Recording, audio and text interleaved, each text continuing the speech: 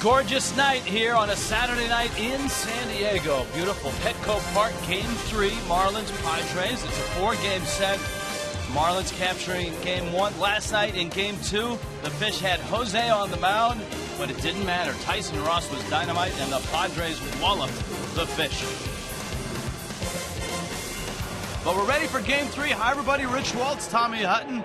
And it just goes to prove you don't play the games on paper. The Padres proved it last night. Yeah, they sure did. It's one of those games that Jose can just throw away, say he didn't have his good stuff, left a lot of pitches out over the plate. I would imagine the Padres will have the same attack mode against Nathan Eovaldi tonight. One of the unique things about baseball, as opposed to other sports, is you play a series. So each series becomes a story in and of itself. And I think for Jed Jerko, the story changed dramatically last night. I'll tell you what a roller coaster series, 2 games it's been for Jerko. He makes this error in the first game, allows Stanton to come to the plate. This was in extra innings, and of course you all know what Stanton did, hit the game-winning home run. But last night, Jerko took one the other way for a 2-run shot, and then later in the game, a grand slam, second career grand slam. It was a career-high 6 RBIs for the 25-year-old second baseman, Jed Jerko. It's been kind of a roller coaster April and May for him, too. Jerko and his wife had premature twin boys. They're doing fine, but he's had to deal with that over the last few weeks as well. Now, Jerko and the Padres were hunting for early fastballs against Jose last night. That's kind of what the Mets were looking for from Nathan Eovaldi in his last start, but Eovaldi did a nice job of adjusting from there. It'll be interesting to watch Eovaldi to see if he goes at that same mode early in the game with a lot of fastballs. He got hurt doing that in that game against the Mets, Daniel Murphy, and then Curtis Granderson. But Eovaldi overall used the slider then. He came back and he had a good 7 innings. How about on the season? 45 strikeouts, 6 walks in 45 and a third innings for Nathan Eovaldi. We'll watch for the slider and curveball, see if he breaks those out earlier tonight. Marlins have seen Eric Stoltz. In fact, Stoltz is a guy that Giancarlo Stanton took 484 feet. Well, the numbers aren't good for Stoltz. The ERA is high. Opposing batters hitting .356 against Eric Stoltz. But remember, you don't play the game on paper. It's the Marlins and the Padres here on a Saturday night. California dreaming. There's a lot of California flavor in the Marlins clubhouse, and a terrific tour up the West Coast, from San Diego to L.A. to San Francisco.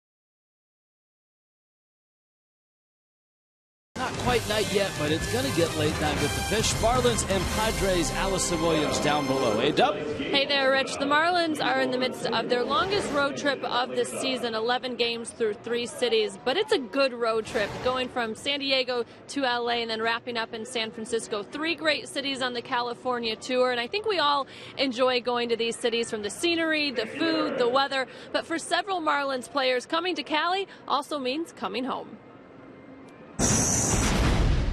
Cali brings back just the comfortable of the food and stuff is huge, like In-N-Out and all those, even though you shouldn't be eating that during the season, but you got to on the West Coast trip. So that and being close enough that my family and friends can come is always good. I kind of grew up going to all these stadiums. I never really went to San Diego. Obviously, it's kind of farther, 2.5, 3 hours from where I'm from. But when we go back and play in LA, that'll be cool. That's kind of just my first baseball memories, really, just going to watch the Dodgers play. Where I grew up 30, 45 minutes away from that stadium, so it's going to be pretty special. It's always nice to be kind of semi-close to home, where I grew up. So, I enjoy it. Nice, every once in a while somebody I haven't seen for a long time will pop up. But yeah, it's always good to come back here. Being back in their neck of the woods means the guy's got to leave a lot of extra tickets. Stanton said he had about 20 friends and family here in San Diego. We'll probably have even more in LA. Same is the case for Christian Yelich. But you can't deny the fact that Stanton definitely likes to play out in California. In the 3 ballparks we will go to on this road trip, 35 games, he has 9 home runs, including the one he had in Game 1 here against the Padres. So it's a good road trip, a long road trip, but it's certainly a lot of fun cities for the Fish. When we come back, Nathan Eovaldi takes on the Friars. It's Game 3 from Petco. First pitch when we come back.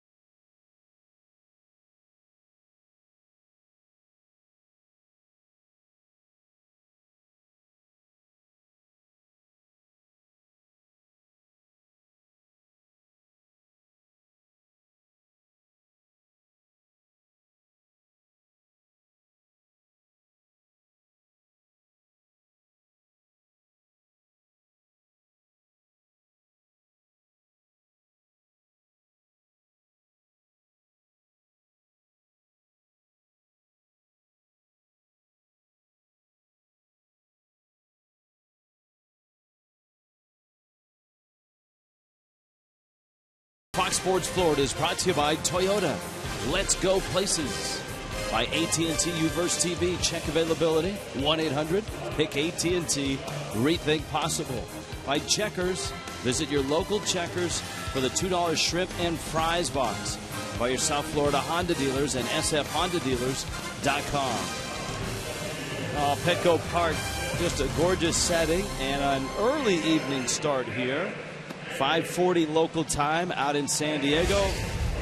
And this is Mike Redmond's lineup. Reed Johnson in the leadoff spot. The right-handed bats are out with Ed Lucas at second.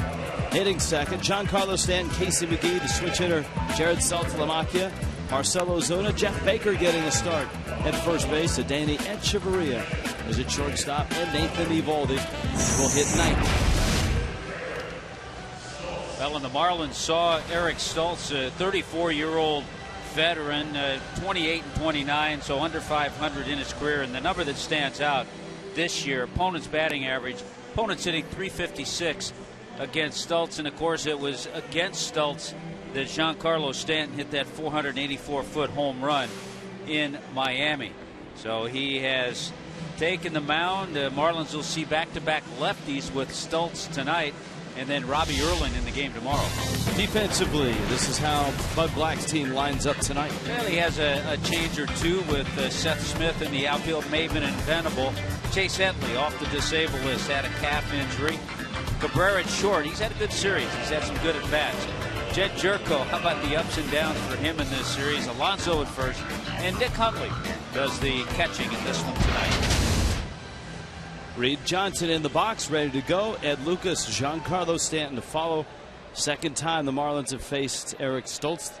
Along with that long Stanton home run, the Marlins would end up scoring 5 runs in 4 innings against this lefty out of Plymouth, Indiana, tiny Bethel College.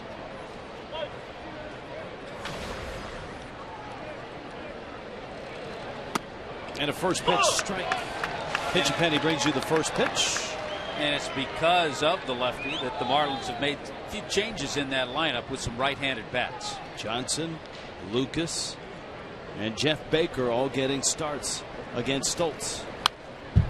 Jam shot in on his hands, and he's out in front 0-2. What's the scouting report on Stultz? Well, we'll check it out. Let's see if it's changed much from his outing in Miami. Big slow curveball.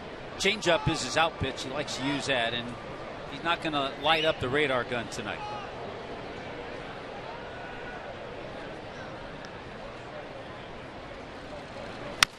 Johnson out early on that one. Reed Johnson is a guy that's always crowded the plate. He's always had a high hit by pitch total.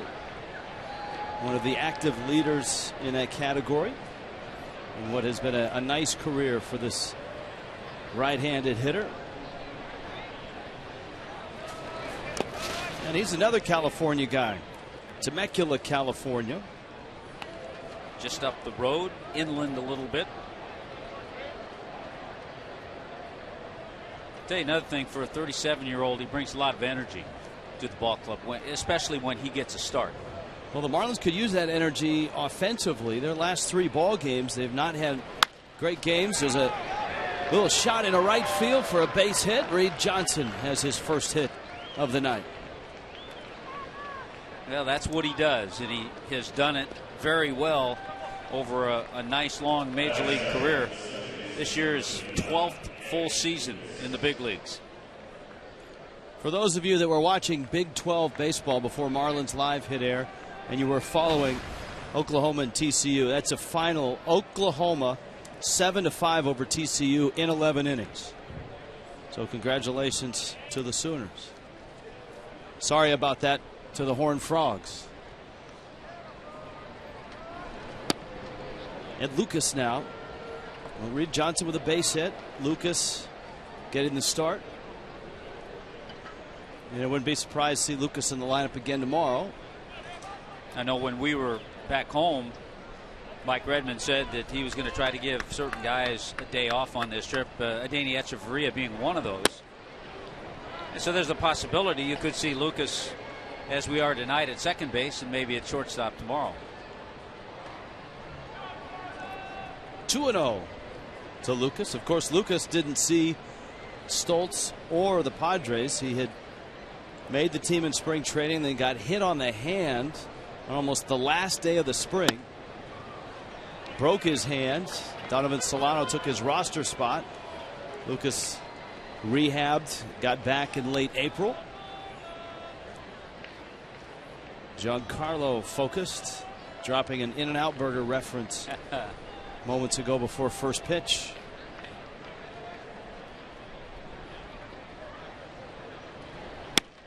Lucas takes a strike.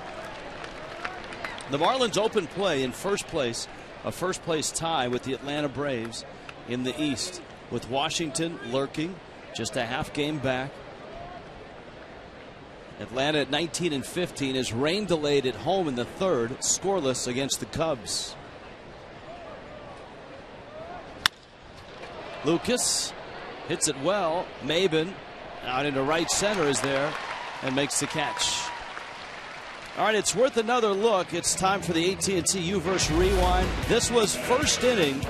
Giancarlo Stanton against Eric Stoltz. The longest home run in baseball this year, 484 feet. Over the Budweiser bar in left field. You know, the other day we had the no TV game. I was out there. That's a long way away. That's right. That was the day game against the Mets. You texted a picture to me of yourself enjoying a cold beverage at the Budweiser bar right on the balcony there. Stanton's numbers eye-popping.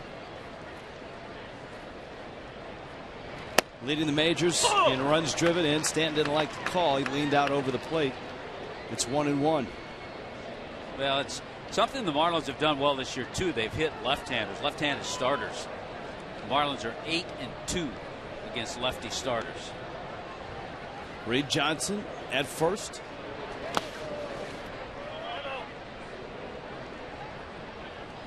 Stoltz, an interesting guy. His 13th year as a pro, and last year was his first full season in the major leagues. A guy that split time between the minors and the big leagues with three other organizations: the Dodgers, the Rockies, and the White Sox. High fly ball towards the corner. Venable back, and he is there, and he makes the catch. As it started drifting down the line, all of a sudden you realize you've got that little porch that juts out, and Stanton almost found it. Well, a good idea and a good approach by Giancarlo. I like that. And you're right. By him staying back and trying to go that way, he got under it a little bit.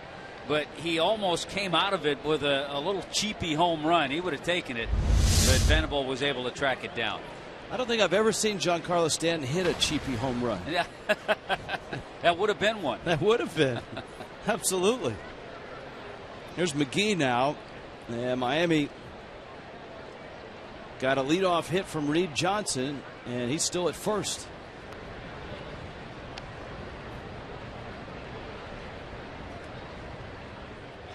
Crowd is still arriving for what is an early start, but on a Saturday night. A lot of families coming down into downtown San Diego for a 5:40 Pacific start. McGee drives it left field. That's deep. That's his first home run as a Marlin. A 2-run shot and a 2-0 lead. Numero uno for Casey McGee, and he got it out of the way in San Diego. Couple of things going into that at bat, Rich. He had not hit left-handers very well this year. Casey was hitting around 150 against lefties, but he knew that one. Guys may tell him in the dugout to get the ball.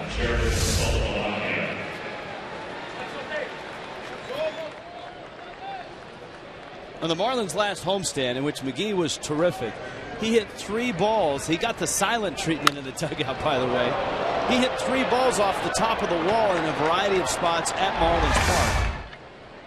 Obviously, those would be home runs in just about every other park, but here, in a tough place to hit, he drives it out. Saltalamacchia launches a moonshot out to center. Maben is there, and he makes the catch. Casey McGee, the veteran, homers his first. Hey, where is everybody? Hey, wait a minute. There they go.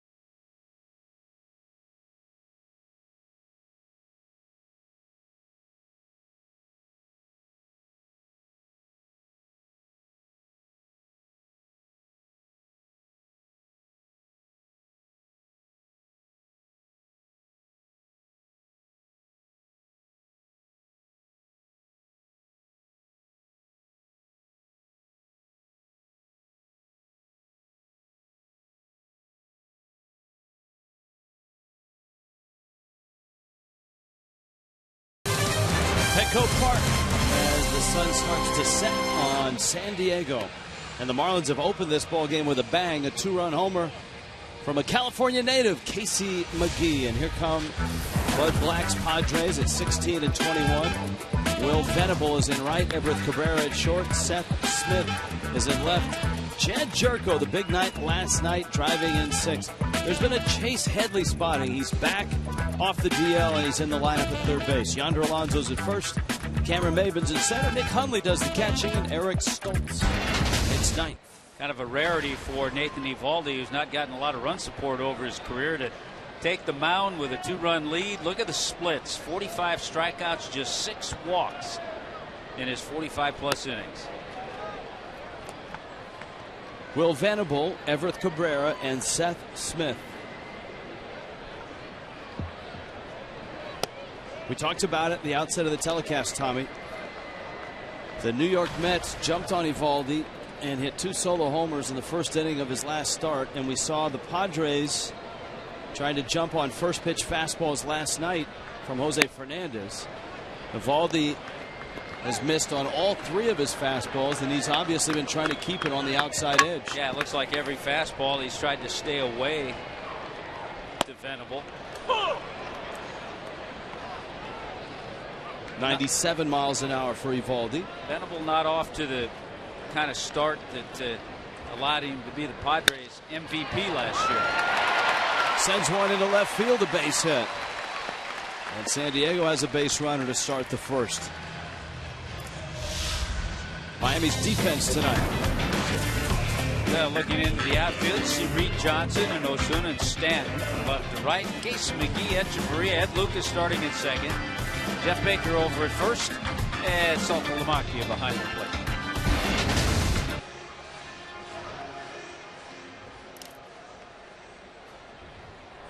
Here is Cabrera. You'll remember that Eovaldi did start and pitch very well against the Padres on April 6th. He had a 2-0 lead. He was deep in the game in the 7th inning when Alexei Amarista had an epic at bat and hit a 3-run pinch hit homer against him. For Amarista, his only home run of the season. And that sunk Eovaldi and the Fish. They would lose the game 4-2. Yeah, Eovaldi, no walks, 8 strikeouts in those 7 innings. Cabrera, speedy switch hitter, slaps it into the seats foul.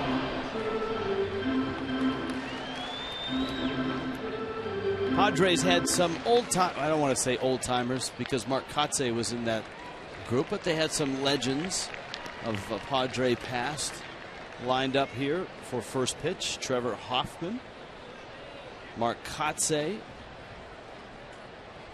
Brian Giles, and he was hugging anyone he could find. Slow roller, Echeverria out there. The turn by Lucas is not in time. Miami gets an out at second. That's almost a play as a second baseman. You just have to hold on to it. Really not a double play ball with Echeverria. Look how he goes over and wants to make sure he catches it cleanly. And no chance. Ball wasn't hit that hard, and Cabrera runs pretty well. We even saw Merv Rettenman. Former Padre, of course, former Oriole. Here is Smith. And as documented on Marlins Live, Smith hits very well in this ballpark.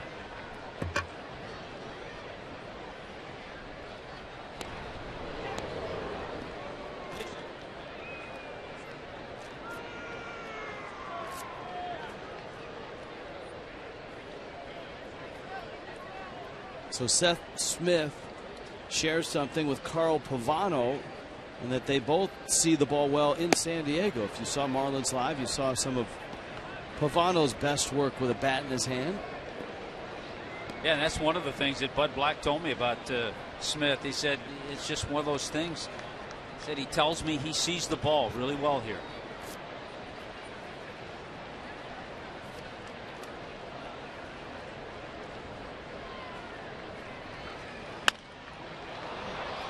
And he did when he was with the Rockies, too, coming in to San Diego.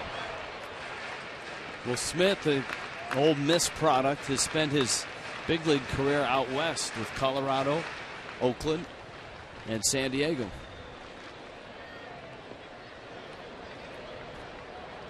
Incidentally, it was Sterling Hitchcock that gave up the home run to Carl Pavano. And I think Hitchcock retired before Pavano got to second base.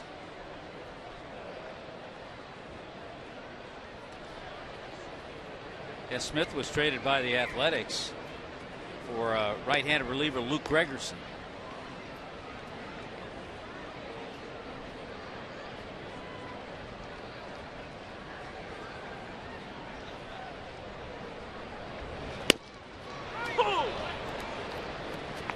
And the Marlins have seen a lot of Smith because they don't have a left-handed starter.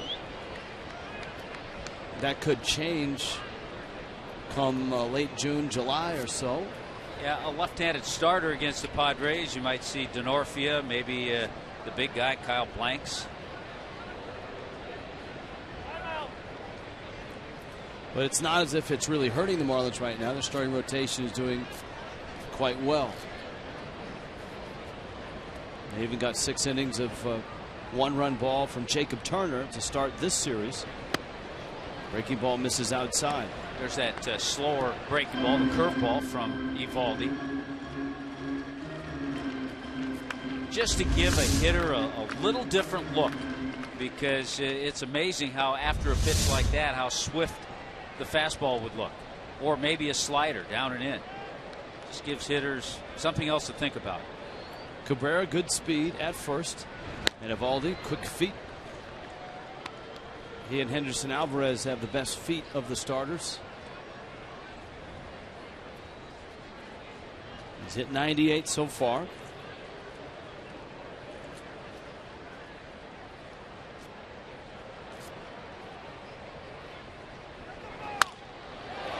That's a fair ball, and it's into the corner, and it's trouble. Stanton was in right center. Cabrera races around third, and he'll score. And Seth Smith continues to hit well at home. Smith, Rich, has 13 hits in his last 23 at bats, 5 doubles and 3 triples over that span. This ball is hit hard by Baker, and you're right, with Stanton shading all the way over in right center. That's the way they've been playing in this whole series. All kinds of room and a long way for Stanton to go before he was able to track that down, and Smith with the easy triple.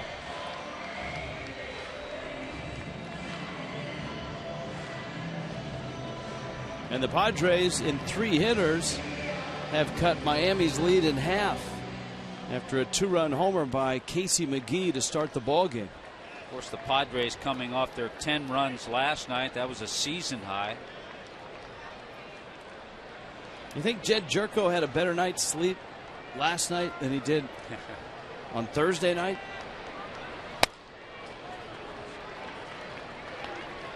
Of course, Jerko on Thursday night made the error in the 11th that, had he made the play, would have ended the inning. Instead, Giancarlo Stanton came up, hit a 2-run homer. And then last night, he cranked a home run to right against Jose Fernandez, a 2-run shot, and then finished Jose's night with a grand slam to left. I think he's getting used to not having a lot of sleep, though. He and his wife had twins. Just to finish last night's Jose Fernandez start, one of the things that we weren't aware of, and I don't think anyone was until either late after the game or even this afternoon, is that after Fernandez warmed up and before he went out to pitch the bottom of the first, he got very sick and actually threw up before coming out to pitch the bottom of the first. He didn't use it as an excuse.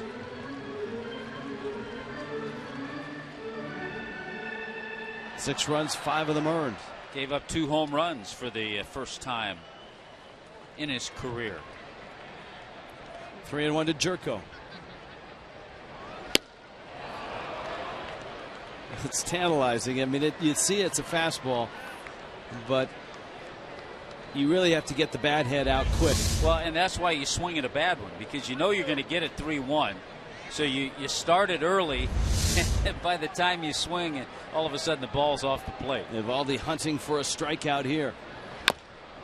Jerko, a high chopper, and it takes a left turn and ends up in foul ground. Out of West Virginia is Jed Jerko, fun player to watch. He's listed at 5'10".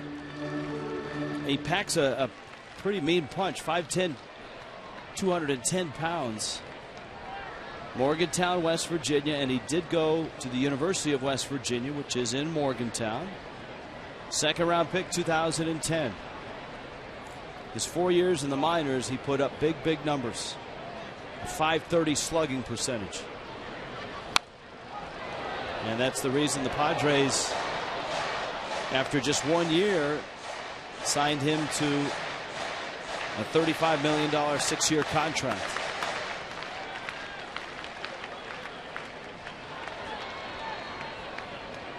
Both these guys are really dug in here, Eovaldi and Jerko.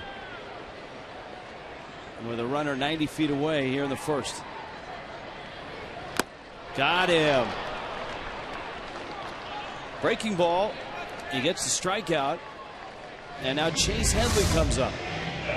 Got away with a little hanger, a slider. It was up, but he was able to strike out Jerko. This is, I think, important for the Marlins to shut down San Diego and keep them from getting that second run. Because with the way they scored last night, scoring 10 runs, they've got some confidence right now offensively. And if they get back in the game and tie it just like that, that confidence is just going to continue to build. So I think it's important for Eovaldi to try to shut things down. And if he can get Headley here, it'd be good to hold him to just the 1 run. Headley takes down low. Headley, the switch hitter,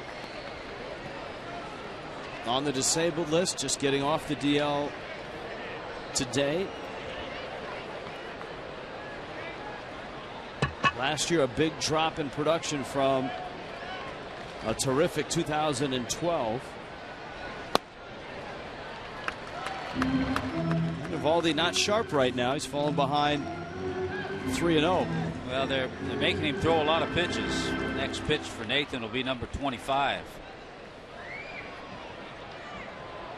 Headley turned 30 yesterday.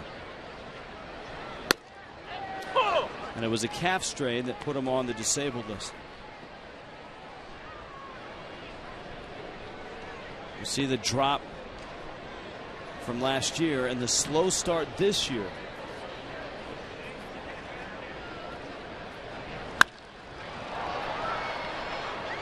That's going to end up in the seats. And you can remember, Tommy, even back in 2012, in the middle of that season, there was a real hue and cry for the Padres to sign him to a long-term contract. They went back and forth. They never got it done. They went through last year. He didn't have a great year. There was talk that, hey, you might want to trade him if you're not going to sign him. And now, I think a lot of people are wondering, what kind of player is he going to be from here on out? Is he worth a long-term contract? If they did trade him, what would he be worth on the open market? Well, you have to try to figure out, is he the player from 2012 that hit 31 home runs, had 115 RBIs, or is he a guy that's more of a 250, 15 home run guy? Won a Gold Glove that year as well in 2012. He played in that series in Miami. He had kind of tweaked his calf muscle in the spring and wasn't quite 100%, and then he re-injured it shortly after Miami and went on the disabled list.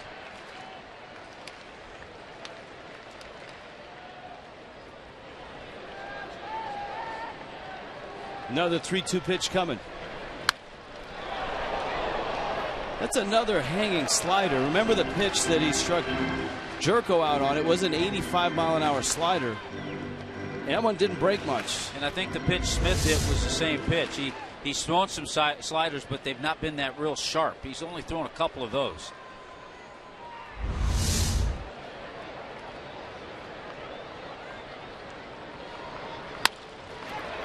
Got in on him, and a ground ball, Ed Lucas to first, and the Padres will have to settle for just a run. Eovaldi keeps the lead.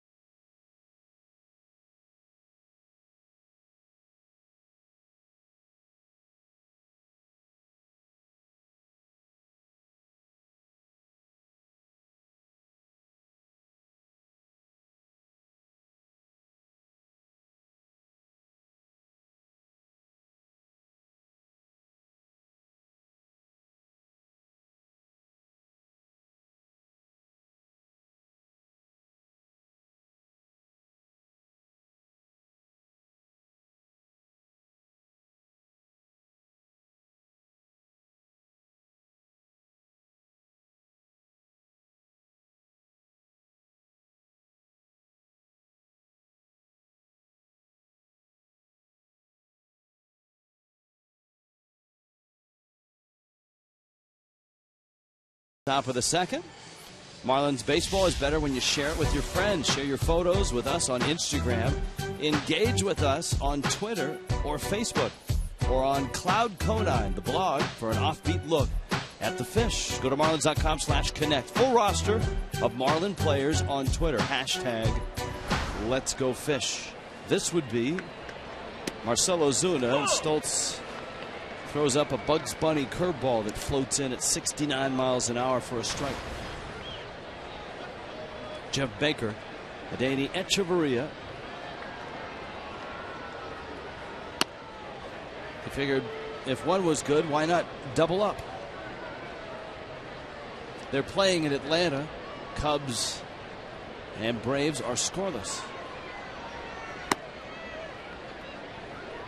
Yeah, the crazy number with the Marlins coming into this game. Over their last 3 games, they've won two out of 3. Scoring only 5 runs and striking out 37 times. Popped into shallow center. Cabrera's out there. And he makes the catch. Those are disturbing numbers. The silver lining is the Marlins' record in those 3 games pretty good. Yeah, 2 out of 3. You just hate to see, as we've seen in this series, all the strikeouts. A little different pitcher on the mound tonight, though, in Stoltz, not a strikeout pitcher. As Frank Menachino would say, Marlins hitting coach, that's no way to live. Baker lines it over the head of the third baseman Headley into the corner. That's a good way to live. Around first. Trouble in the corner with Seth Smith. And Jeff Baker, the pride of the Clemson Tigers, has himself a 1-out double. Well, the 2 veterans in the lineup tonight because of the lefty, Reed Johnson and Jeff Baker, each have base hits now. Stoltz tried that slow curveball again, and Baker jumped all over it.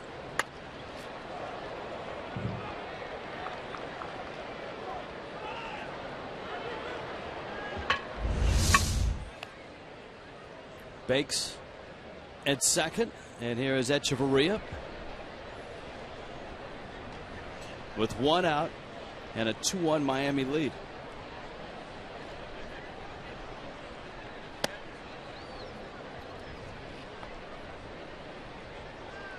So the Marlins have 2 extra base hits. The McGee homer. That was a 2-run shot. McGee now has driven in 25 runs this year.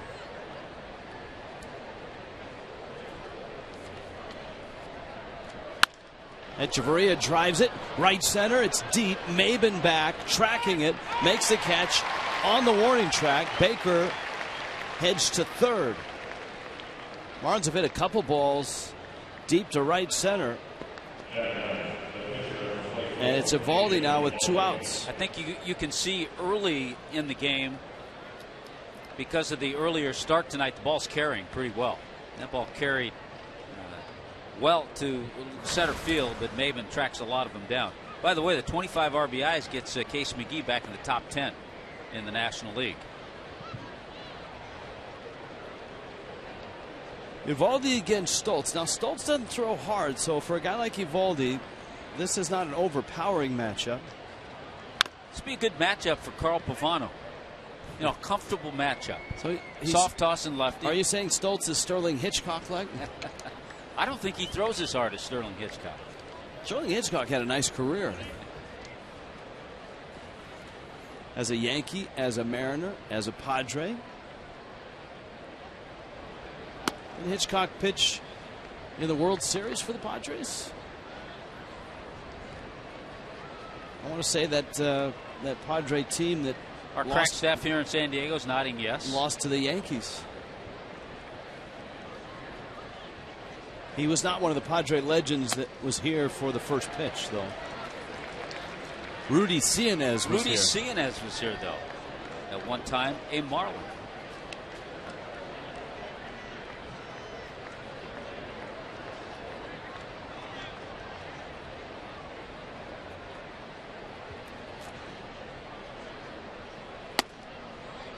Pitches up and in. Here are the Padre guys. Hoffman, Kotze, Giles, Rudy Cianez. I think that's Giles. Is that Marcus Giles there too? The Giles brothers. Yeah, the Giles brothers. Murph Redmond on the end. Swing and a miss. Stoltz strikes out Eovaldi. Baker left at third. 2-1 Miami in San Diego tonight.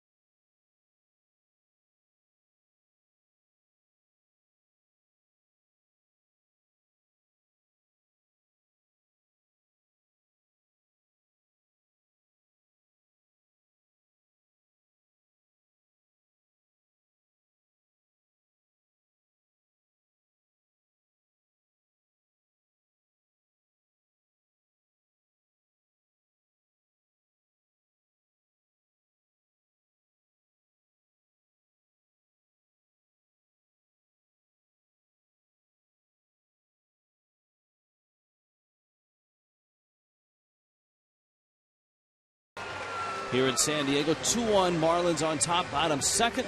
Allison Williams. Hey, Dope. Rich, when Bud Black was hired as the manager back in 2006 for the Padres, put together a nice coaching staff, and then he saw a lot of turnover. He's managed for 3 different GMs, 3 different owners. He's kept his staff together until a couple got plucked away, though, last year. Brad Ausmus, who was a special assistant to the GM, of course, took the managerial job with the Tigers. And Rick Renteria, his bench coach, also became a first-time big league manager, taking the job with the Cubs. So for Black, it was a proud moment, kind of bittersweet. Obviously, he was very close and relied heavily on those guys, but he said it was a great opportunity for both of them. They're very excited. Continues to text throughout the season with Ausmus and Renteria. Joke that he gives them advice here and there about where to bat Miguel Cabrera. Well, and of course, he came from Mike Scioscia's managing tree. He was Scioscia's pitching coach, and Joe Madden, Ron Renicky, guys that have come from Mike Scioscia's group in Anaheim, as well as Bud Black. Sure, Bud Black liked that swing of Yonder Alonso. He told me that the swings that Alonso had last night, probably the best he'd had all year. Had a couple of hits. And the Padres desperately need guys to get hot. They've got a lot of guys that have slumped. They've had terrific pitching, starting and bullpen. Speaking of Yonder Alonso, tomorrow, tune in. Miami and Duke. Alonso and Yasmani Grandal will be checking that game out. It's on Fox Sports Florida. Well, ACC baseball. It's right before Marlins Live.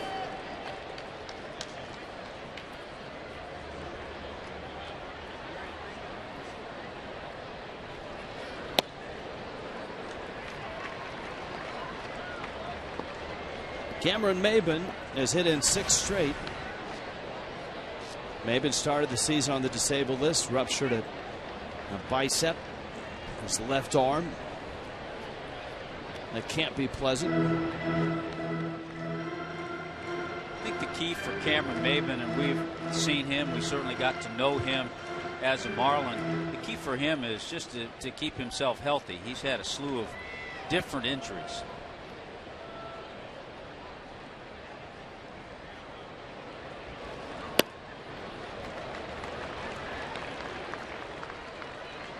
So far, this is not as sharp of Nathan Eovaldi as we've seen.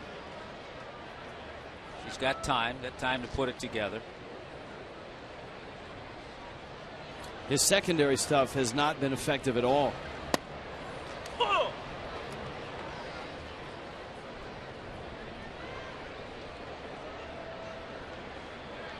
remember how he rebounded. Chuck Hernandez very proud of the way he bounced back after giving up the 2 home runs against the Mets. And as you illustrated, he would go on to strike out 10 the rest of the way in 7 innings. And he gave the Marlins a chance to beat the Mets, which they did 4-3. He had a much different slider in that game after those 2 home runs.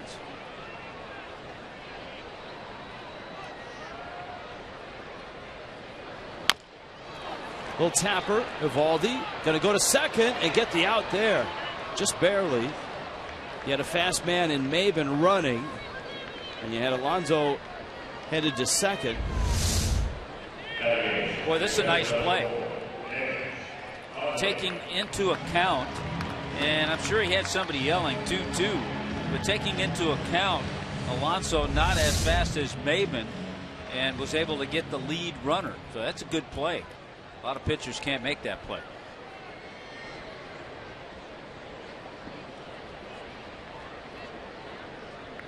There is Hundley.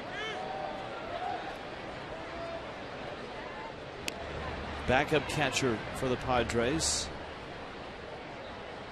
with Yasmani Grandal getting the bulk of the work behind the plate. Well, they're back to having 5 men on their bench with the recall of Chase Headley. Kevin Quackenbush, who we saw a little bit last night, was sent back to the minor leagues.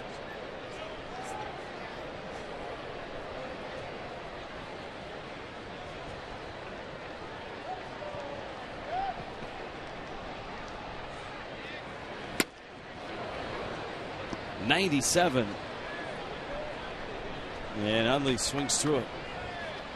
And there was a rumor that Carlos Quentin was in the house, and he was, but not to be activated. He's still got a few more games needed to be played in the minor leagues.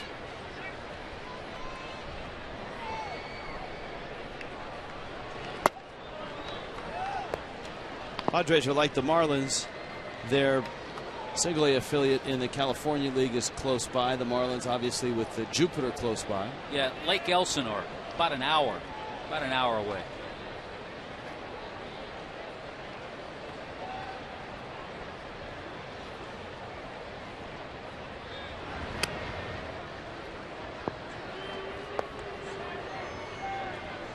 The Lake Elsinore Storm. I think minor league teams now are required to change their nickname every 10 years to refresh sales of caps and memorabilia and such. In right field, well hit by Hundley. Maben, big turn. And the Padres are set up first and second with 1 out. All right, it's time now to tweet your photo using the hashtag FL Fan Photo. It's a chance to have it shown for an upcoming broadcast. And it's brought to you by AT&T.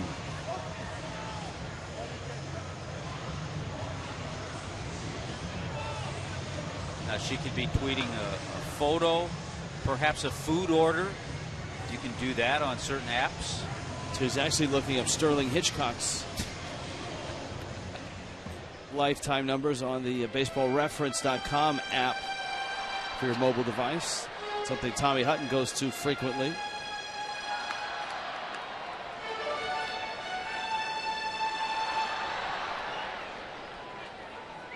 Here is Stoltz. We were talking about Hitchcock for a couple of reasons. It's a Padre lefty, and with Stoltz out there. And on Marlins Live, if you had a chance, you saw Carl Pavano homering off of Sterling Hitchcock, which was an epic event in Carl's career. There's the bunt. Saltalamacchia picked it up, and he fires to first in time.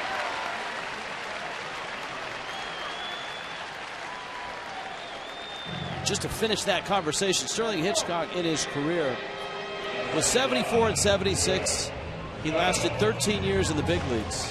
But in the postseason, Hitchcock, 9 games, 4 starts, was 4-0 with a 1.76 ERA. He was the MVP of the NLCS in '98 against Atlanta, and he won a game he did not win a game against the Yankees. He did start and pitch well in a ball game against the Yankees in '98. So hang your hat, Pavy, on that one. Yes.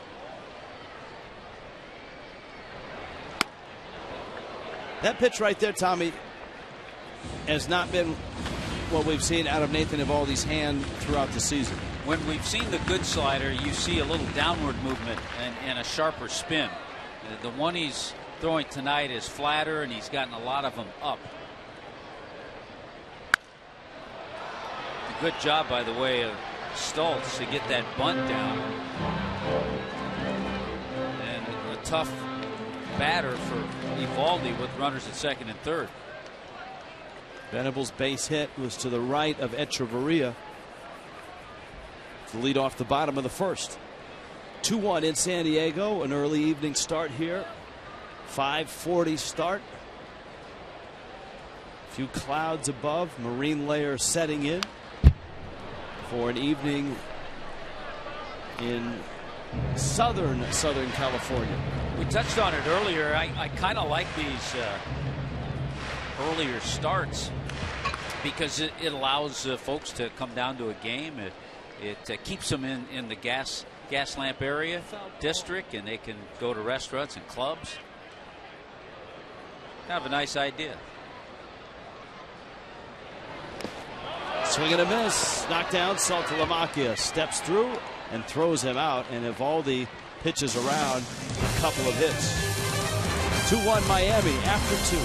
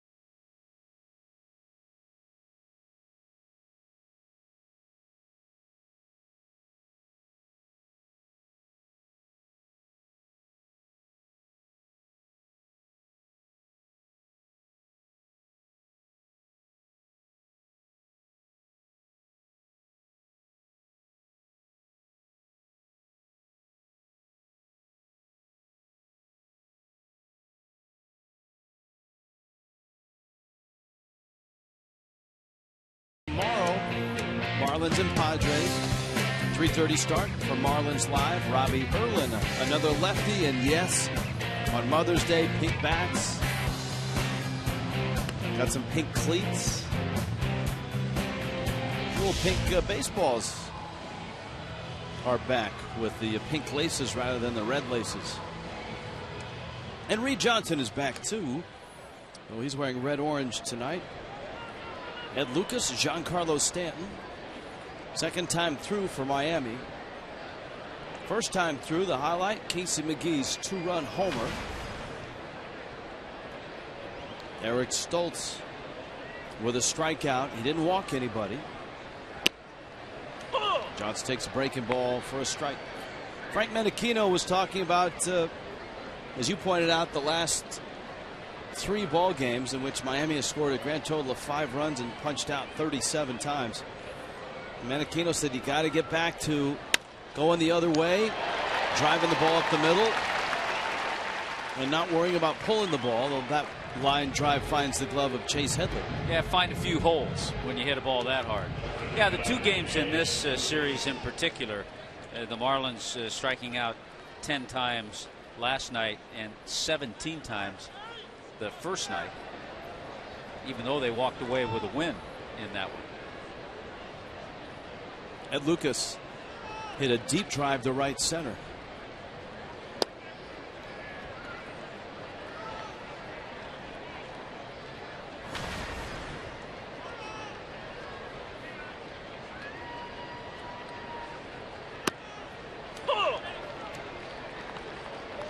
Off-speed pitch for a strike. Stoltz, 6'2", 221, solidly built. Dodger draft pick back in 2002. Bethel College, he was a basketball player and a baseball player, and a good one. Small Christian school. He led them to a national championship. Lucas, a liner, and it falls for a base hit. Venable thought about the dive, and you can see Venable shift into control mode just before that ball hit the ground. Well, you have to think about the situation, a dive, and if he misses, it's a triple for Ed Lucas. So a wise choice by Venable and a nice swing by Ed Lucas to take the ball that way.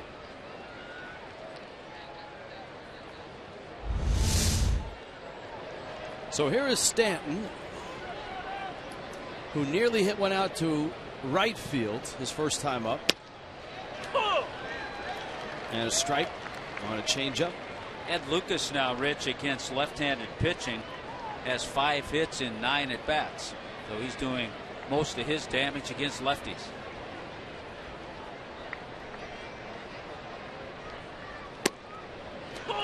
Did you see Nick Hundley? I don't know if he lost his balance or what, but before that pitch, he had that glove hand, and actually, whether he was steadying himself or not, the glove hand crept over behind Giancarlo Stanton. Maybe it was a reminder to keep the pitch in and down. Well, Stoltz aired it out and actually got it to 90 miles an hour with that last pitch.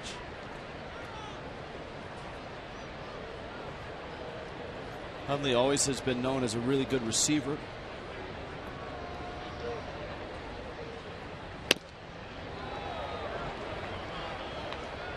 Yeah, 1-2. Padres actually have 3 catchers on their roster with Grandal and Rene Rivera, who we have not seen in this series.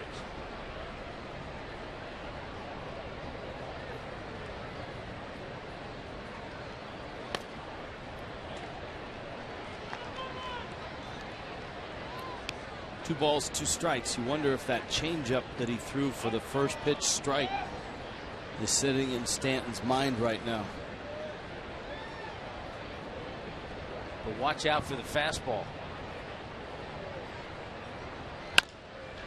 There was the changeup, a trickler, and Headley goes to first in time to get Stanton. Now to bring up McGee, and it's also a time for us to reflect on this. This copyrighted telecast is presented by the authority of the Miami Marlins, may not be reproduced or retransmitted in any form. Accounts and descriptions of this game may not be disseminated without the express written consent of the Miami Marlins. Not only are we contractually obligated to read that in each telecast, we're also contractually obligated to show you this. Casey McGee, 2-run homer. Nice fastball, middle of the plate. His last home run in the major leagues, remember he was in Japan all last year, was in August of 2012. He was with the Yankees, and he hit a home run in Toronto against lefty Aaron Laffey.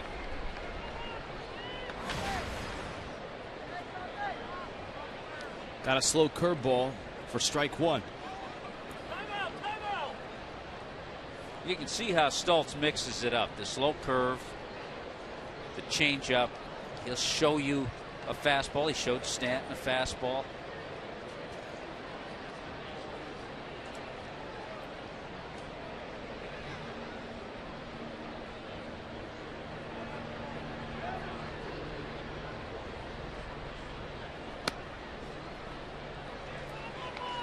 Fastball low to McGee.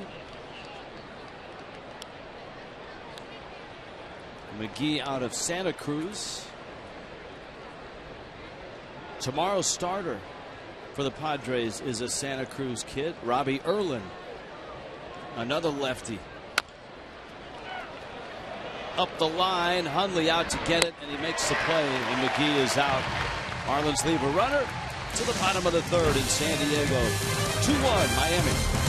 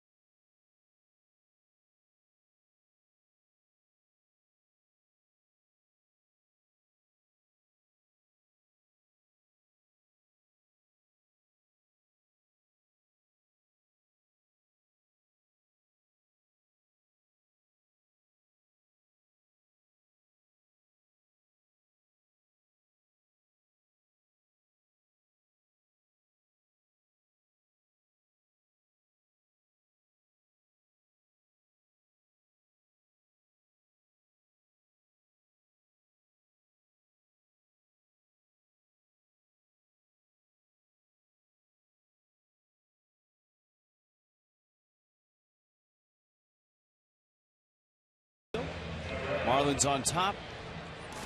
Marlin fans, you can join the new Jose's Heroes section at Marlins Park. Pick up the new Jose Heroes full season ticket plan for just over $6 a game. Plus, you get free Jose Heroes t-shirts, cake cards, and more. Get your seats today, marlins.com/Jose's Heroes. Rich Waltz, Tommy Hutton, Allison Williams. Glad you're with us tonight on this Saturday night. Nathan Eovaldi fires a strike to Everett Cabrera. Eovaldi needs one of those quick pitch and low pitch innings. Good start. Lucas gathers it in.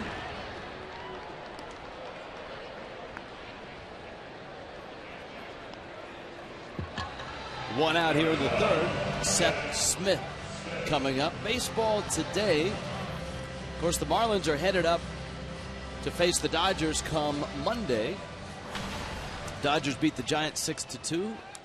Zach Greinke is now 6-1 with a 2.38 ERA. And there were no confrontations between Madison Bumgarner and Yasiel Puig. And there was no Brandon Belt for the Giants. Belt lost, got hit by a pitch and a broken hand, and he's on the disabled list. The Marlins go from Los Angeles up to San Francisco. I wonder if that'll get Buster Posey a little bit more at first base for the Giants. I think he played there today. Tried to right and deep. Seth Smith. My goodness. Boy, have a series.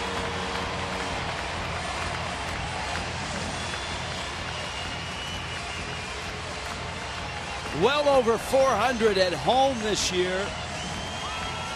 And Smith blasts one out of here. Well, he had a triple, a single, and a double last night. He's tripled and homered in this one this evening. Seth Smith is on fire.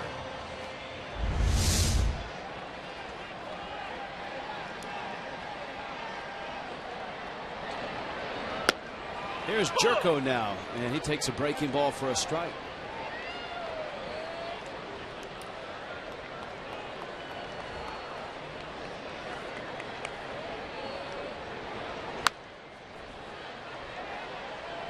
Well, you said he sees it well here. He swings it well here, too. Well, he sure does. There was no doubt about that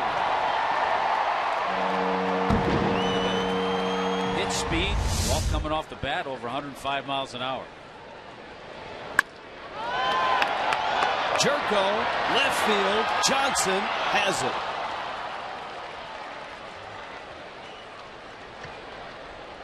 And that was given quite a ride.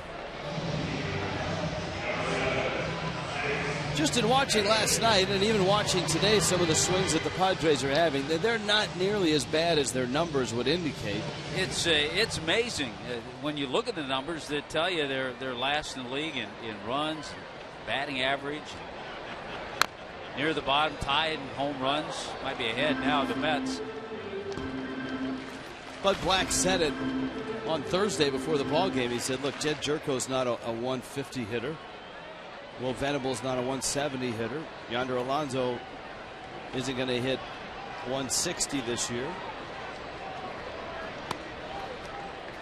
Well, we've also, I mean, you have to put it all together. You also, we saw last night, Jose Fernandez not with his best command. A lot of fastballs middle of the plate. We're seeing the same from Nathan Eovaldi tonight. Not a good slider. Some pitches that have been left middle of the plate.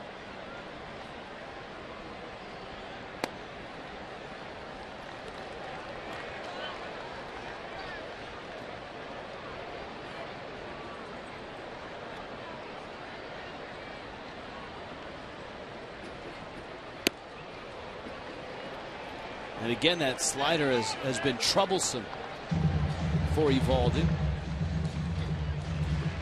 Headley playing in just his 21st game as Alonso waits on deck. And they lost him.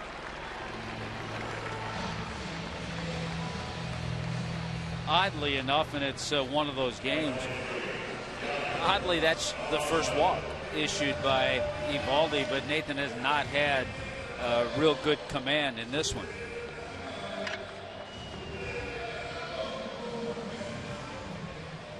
First time he's ever started here at Petco. Fourth start in his career against the Padres. Here is Alonso. Alonso and Grandal, of course, we went through it last night, linked by so many things. For being born in Cuba, high school in Miami, played at the U of Miami, first round picks of the Reds. Both in the same trade here as the Padres, and they both have mashed the Marlins in their short careers. Alonso a single in the second. He's now 21 for 61. That's about a 335, 336 clip. Excuse me, 344. Math was neither of our strong points. Well, it took a former University of Miami sports information director, Kenny Lee, to straighten me out on that. Notice the Florida guy didn't chip in with the information. No. Fox Tracks brought to you by Rand Eye Institute.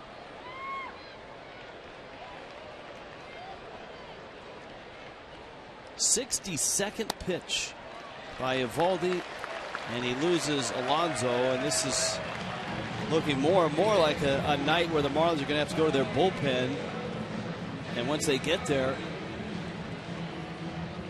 be in it for a while, because Eovaldi at this rate isn't going to get through the fifth. Yeah, you can tell he's just not feeling it. Frustrating for a pitcher. There's some good numbers with Eovaldi. If you look back his last couple of years with the Marlins, coming in it tonight, he's had 25 starts as a Marlin. 21 of those starts, he's allowed 3 earned runs or less. And we've talked about often how he just hasn't gotten a lot of run support. But right now he's just a struggling Nathan Eovaldi.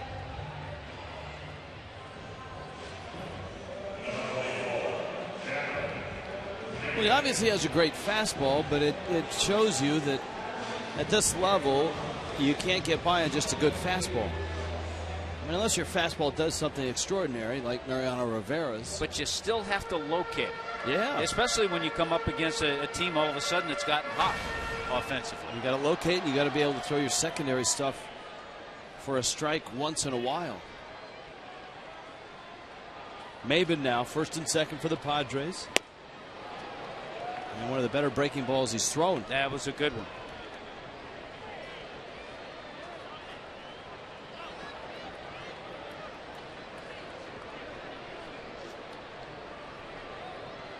Alonso and Headley. Headley at second. Maben bouncing to a fielder's choice his first time up. Foul tip. Maben doesn't think so.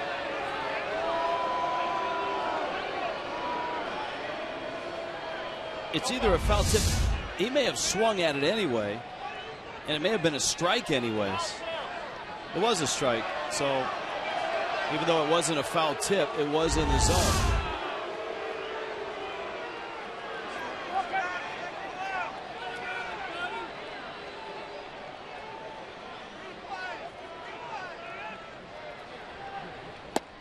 That's Lance Barrett behind home plate. Dana DeMuth, Ron Kulpa, and Ed Hickok.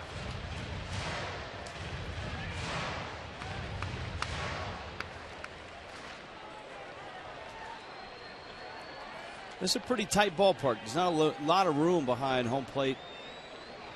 That was that way at the Murph as well.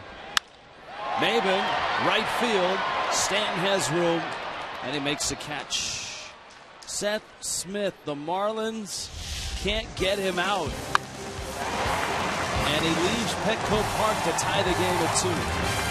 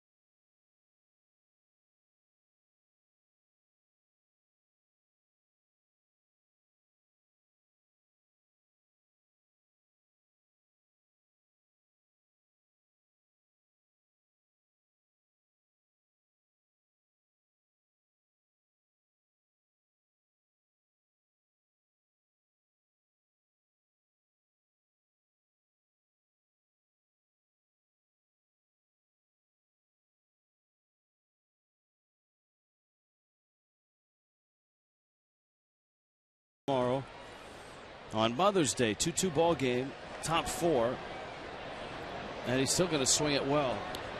He has a double and a home run, a 7-game hit streak.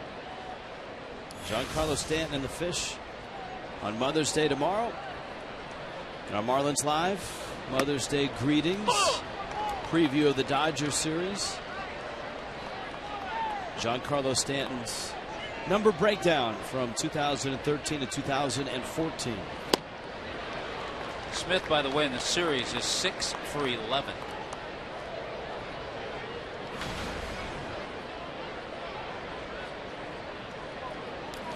Marcell Ozuna, Jeff Baker also coming up.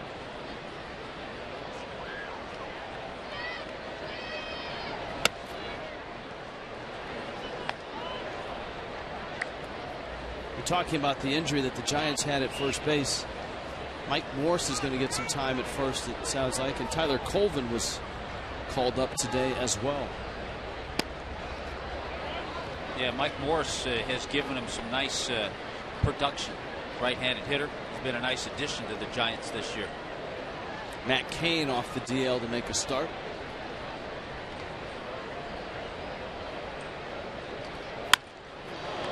Another line drive at Headley. Saltalamacchia hit it well. Reed Johnson hit a liner there to open up the third. Yeah, there have been a couple of balls hit really hard the last few innings. And both have been to Headley at third base, who won a Gold Glove in 2012. Here comes Ozuna. Eric Stoltz's pitch count very manageable right now at 47. As we talked about so far, it's been a tough ball game for Nathan Eovaldi in terms of managing his pitches. He's thrown 66 in just 3 innings. And this is a good place for Stoltz to pitch. I was looking at his career numbers at Petco. 11-5 with a 3.26 ERA and 25 starts. Not all of those as a Padre.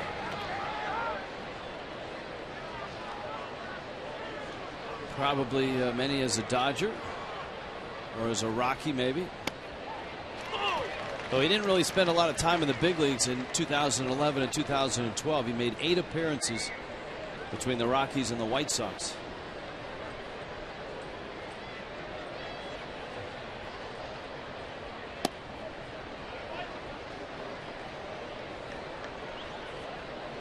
But this is the type of guy, as you see Baker on deck, Frank Menachino felt that could help Miami get back into that groove of letting the ball travel, driving it to the opposite field, long run, and it's going to land just out of the reach of Alonso. I think the ball girl and the guard down there did a nice job getting out of the way. I think they practiced that time before the ball game, and they do it in concert.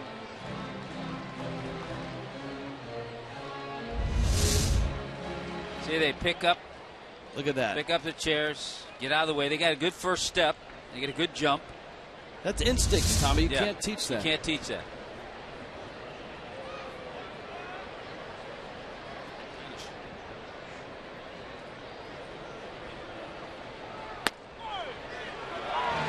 If you sit on the changeup or the breaking ball, he'll sneak the fastball by you. Lulls you to sleep.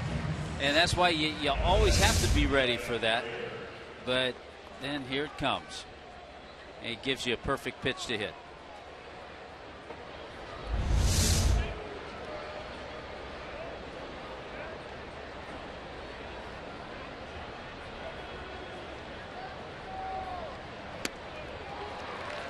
Jeff Baker's done a nice job. He's started 3 games at first. He started 8 games at second base. And a lot of his damage has been against lefties.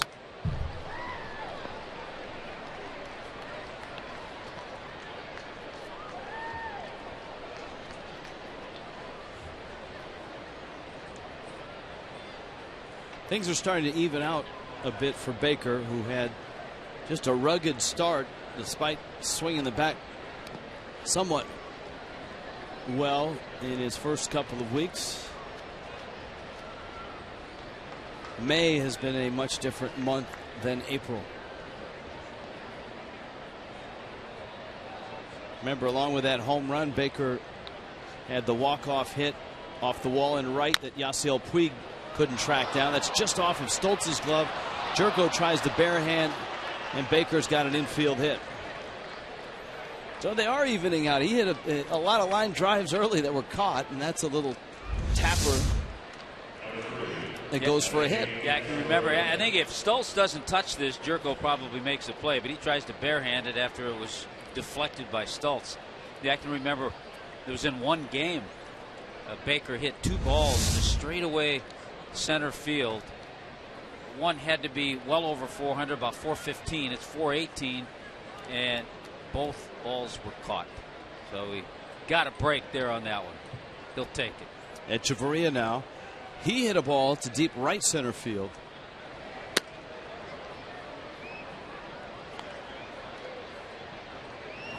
Casey McGee has hit his first home run of the season, a 2-run homer. Echeverria still looking for his first. Hooks a ground ball to short. Cabrera gets the out. Ooh. Just gets the out at second base. Mike Redmond pops out of the dugout. And he's on his way. He's going to start the process of video review in the Marlins clubhouse. Obviously, from that angle, tough to tell. Key for Cabrera, he got something on that throw to Jerko. Rob Leary. A little different setup in visiting ballparks. You have different phones to make sure they work. Talking to Pat Shine the other day. He's got to coordinate all of that. Tough for Red to see Leary, who you can see is still waiting.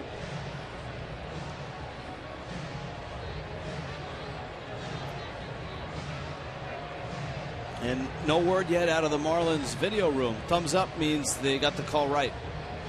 And so no challenge from Redmond.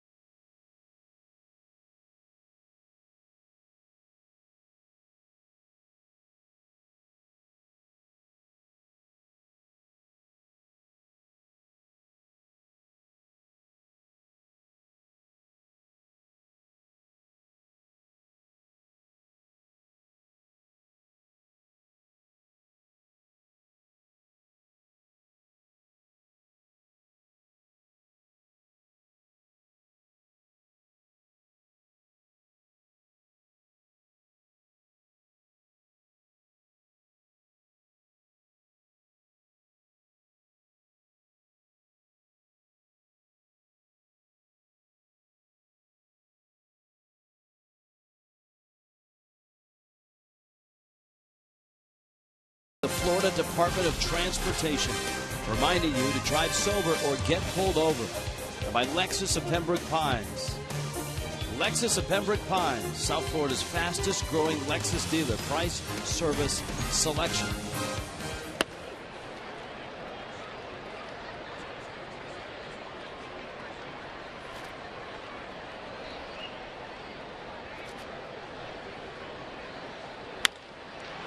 Ground ball foul.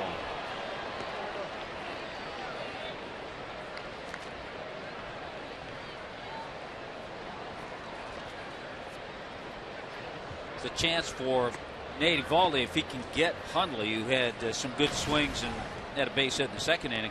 If he can get him, he has the pitcher on deck. Stoltz and Venable to follow. Stanton over and there and makes the catch. Tommy, I know you've appeared on the new America's pregame show. It's America's new sports network. It's the place to turn before every slam, every goal, every game. America's pregame only on Fox Sports 1, streaming live on Fox Sports Go. America's pregame weeknight 6 Eastern on Fox Sports 1. To find Fox Sports 1 on your cable satellite provider, go to foxsports1.com. A lot of tweets after that appearance. There was rumor of some endorsement deals. It's always good to get that exposure.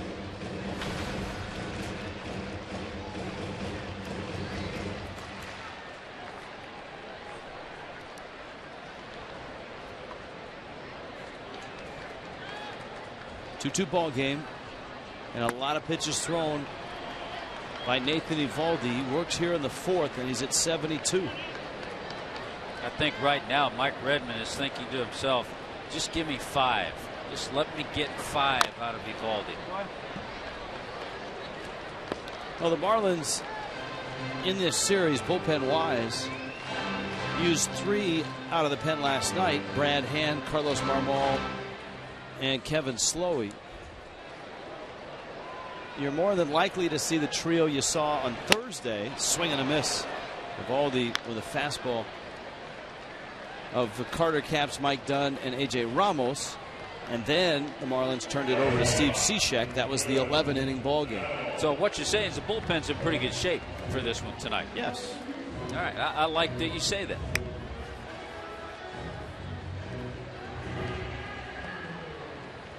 Venable now.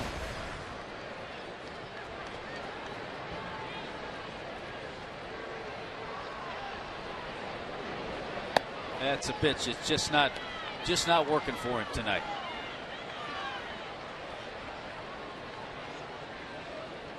I think with Eovaldi, the trouble is his changeup, he doesn't have enough confidence in it to go to that against lefties. Yeah, he's trying the curve, and the slider hasn't been there for him. But yeah, the changeup's his 4th pitch, a work in progress. But yeah, doesn't have the confidence in that one yet.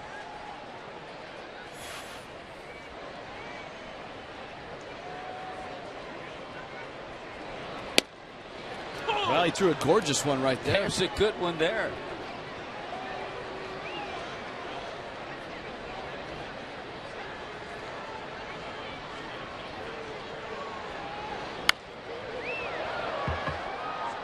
And came back with a nice fastball.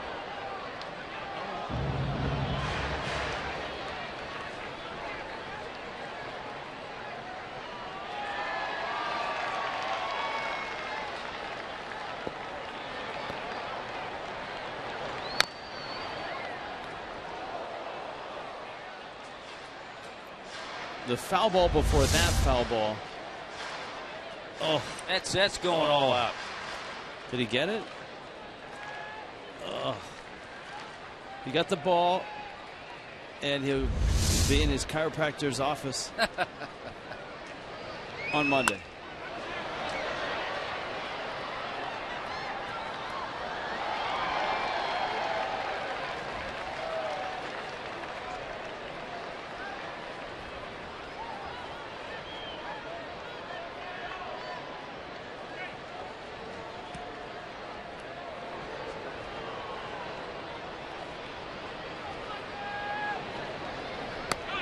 It's up. You know, to the credit of both Eovaldi and Saltalamacchia, they're not just standing and rearing back with fastballs. They're working on it. They're trying to get him to be able to throw it for a strike or get the hitter to chase it.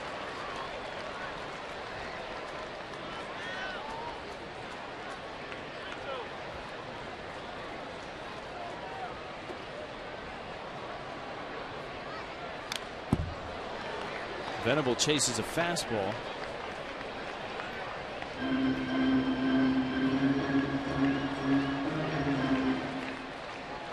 Pitch number 10 coming to Venable. Pitch number 84 on the night for Eovaldi. And he's got 2 outs here in the 4th. And he misses. For a guy that's had pinpoint control, and I mean Eovaldi had walked just 6 in 7 starts. He hasn't had it tonight, and that's the Toyota trend. Strikeout to walk ratio. Tim Hudson having a dominant year in San Francisco. David Price, we talked about Masahiro Tanaka. Cliff Lee's always on that list, and Eovaldi has been, but tonight that's his 3rd walk, and he has not had the strikeout pitch tonight. He has struck out just 2. Saw a note with Tanaka winning last night for the Yankees, beating Milwaukee. He's 5-0. He's had a stretch going back to his time in Japan. 41 regular season starts without a loss. And I did talk to Casey McGee about a postseason game that Tanaka did lose. He pitched really well. It was a low-scoring game, and he lost. And the caveat to that is the next day he came back and got the save. In the, I believe, the clinching game, yeah, right? Yeah.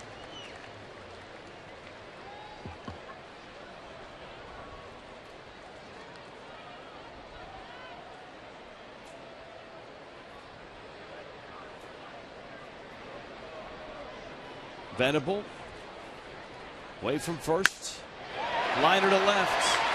Johnson keeps it in front. Venable stops at second, and Everett Cabrera. And this is the last guy you wanted to see come to the plate now with 2 on, and that's Seth Smith, who has doubled and homered.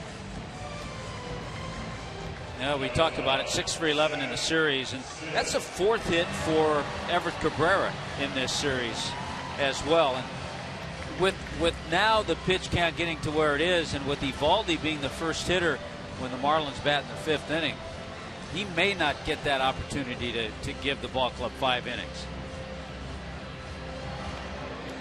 Well, look at that. And now he's going to really have to grind it out against Smith. You saw the matchup numbers individually. Smith has 6 hits in 11 at-bats, a couple doubles, and a home run in this series. And he's absolutely crushing it in this ballpark this year. Smith's last 24 at-bats, he has 14 hits. 5 doubles, 3 triples. Throw in that home run.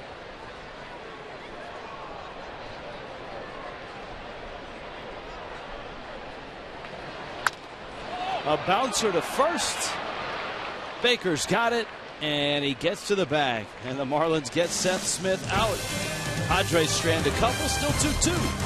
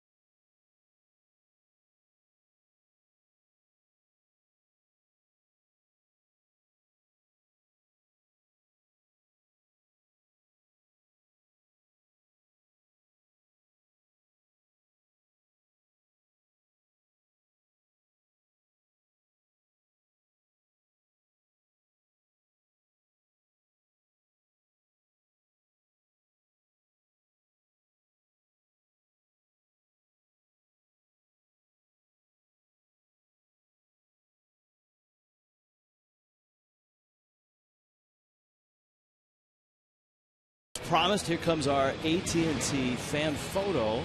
Hashtag FL fan photo to get it on. And a very special one tonight. John Fick, a lifelong Marlins fan, is our fan photo tonight. And John, through the years, has been a big Marlin fan. They call him Pop. He has his own bobblehead. He's been battling some health issues, but everyone with the Marlins family and the Fox Sports Florida family sends their best wishes. And thanks for hanging in there, battling, and being a Marlins fan and watching us on Fox Sports Florida. Absolutely. Pop, take care, be well. Nathan Eovaldi, Reed Johnson, Ed Lucas against Eric Stoltz. 2-2 game. And Eovaldi cracks one foul. So Eovaldi is going to stay in and try to give Mike Redmond one more inning. It was a big out to get of Seth Smith. Remember last night, Smith went triple, single, double with his last 3 at-bats. And tonight he's gone double homer with his first 2 at bats. Actually had a fielder's choice in there between, but he's hit for the cycle if you want to combine his last few at bats of last night and his first 2 tonight. Well, the Padres have had that, but they've never had a no-hitter. Marlins have had 5 no-hitters, but they've never had a cycle. Yeah. Who's the, I guess, I don't know this, the Padre who last hit for a cycle? Don't tell us. Who's your guess? Crack staff here in San Diego saying never a cycle for the Padres either. Seriously. Wow. I'm surprised. Eovaldi called out on strikes. He thought it was down.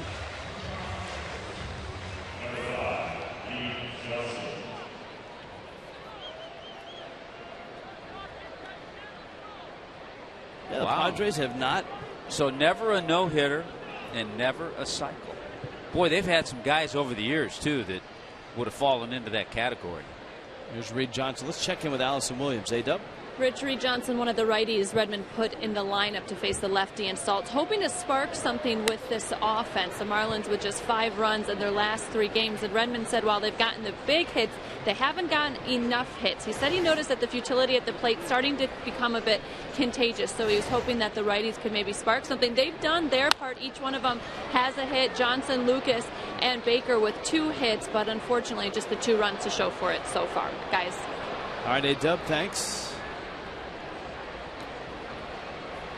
Eric Stoltz getting that strikeout of Eovaldi. So the Padres don't have a cycle and they don't have a no-hitter. There you go.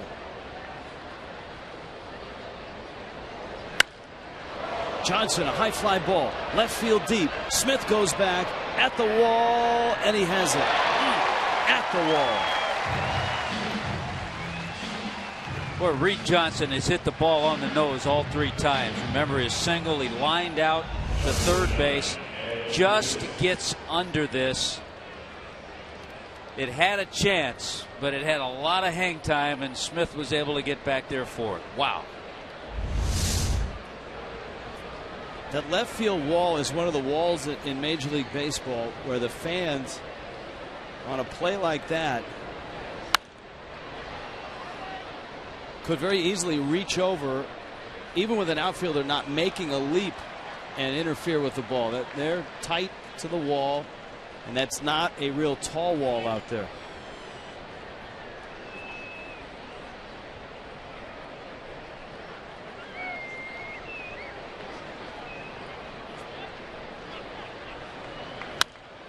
Lucas. Ed Lucas just trying to battle and reach to get Stanton to the plate here. Marlins have seen the importance of that in this series. Line drive single to right in the 3rd. He's flied to center.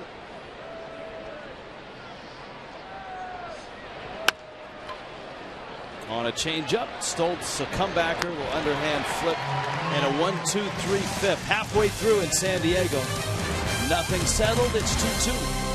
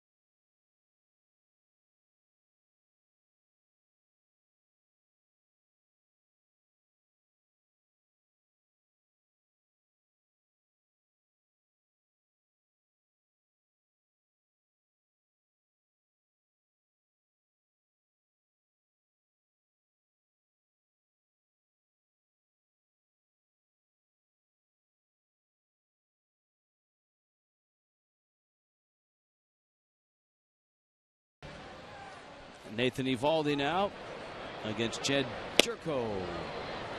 Slider all of a sudden looks like it's come back a little bit. Much better last inning.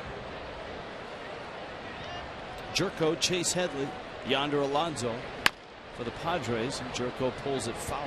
Well, starting pitchers will tell you every outing is different, and you have to work through certain things. Sometimes you go out there, you have the good fastball, you're able to locate it. Sometimes you don't. Sometimes you have to rely on those secondary pitches. Sometimes they're not there in the first or second inning, but they come in the fourth or fifth inning. The only problem is he's expended so many pitches to get to this point, he may not be here much longer.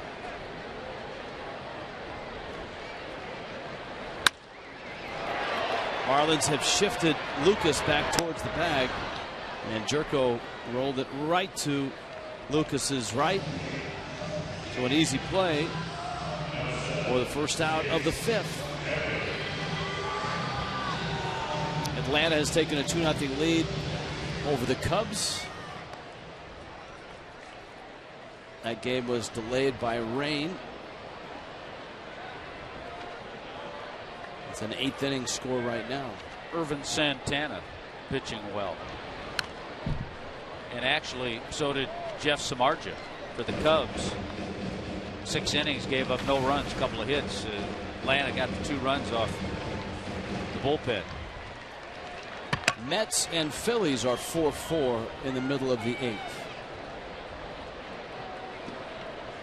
Chase Headley awaits an 0-1. Phillies come into play 2 under, 16 and 18. Just like the Mets, identical records. Nationals have a 3-1 lead up in Oakland. Nationals are 3 over. Miami opened play 4 over. Tied with the Braves, who are 4 over to start things tonight. 3-1 Nationals in the 5th, and the Nationals have done that damage against Sonny Gray. John Jaso has homered for Oakland's 1 run. Danny Espinosa has homered for the Nationals. And Kevin Franzen's driven in a couple runs. He's getting a little playing time.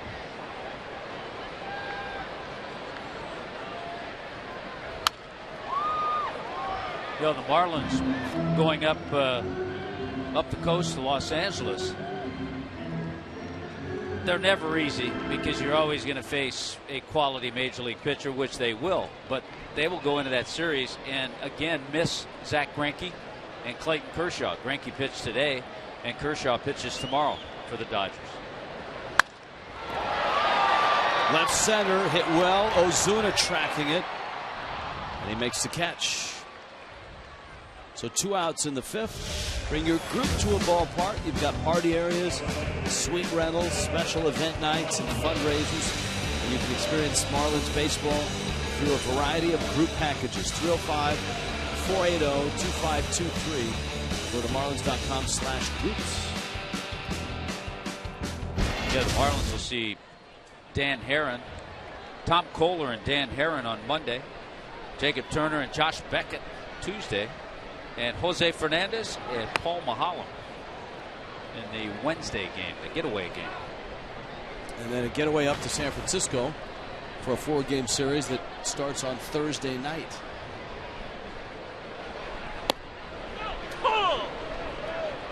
Which will not be televised. That's right, no television on Thursday night, but we'll have Friday night, Saturday night, and Sunday afternoon before Miami comes home.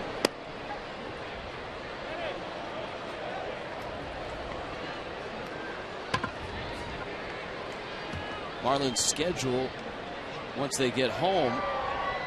The Phillies are in for 3. The Brewers are in for 3.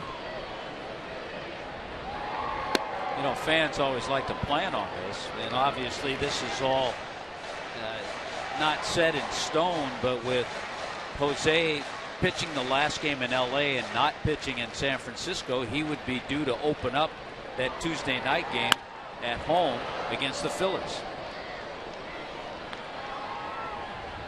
The Marlins do have an off day on that Monday, as you pointed out. It's an interesting stretch for Miami. They're home for 6, and then they're back out to Washington, D.C. for 3. And that's it. Back home, right? Yes. Back home for the Braves and the Rays. Marlins get into June. They get into interleague play. It's a 2-2 against the Rays. The Marlins will also see the Rangers for a couple of games in June. They'll get the Athletics at Marlins Park for 3. And later in the year, a road trip to Anaheim. We're going to Disneyland, Tommy Hutton. All right. Hey, this is a big out for Nathan Eovaldi because this is going to be his last inning.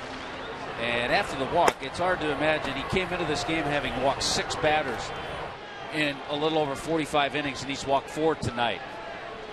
But if he can get Maben and get out of this inning, he can leave at least a tie ball game.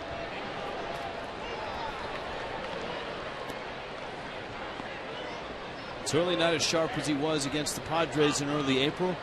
8 strikeouts, no walks. His last start against the Mets, 10 strikeouts, 1 walk.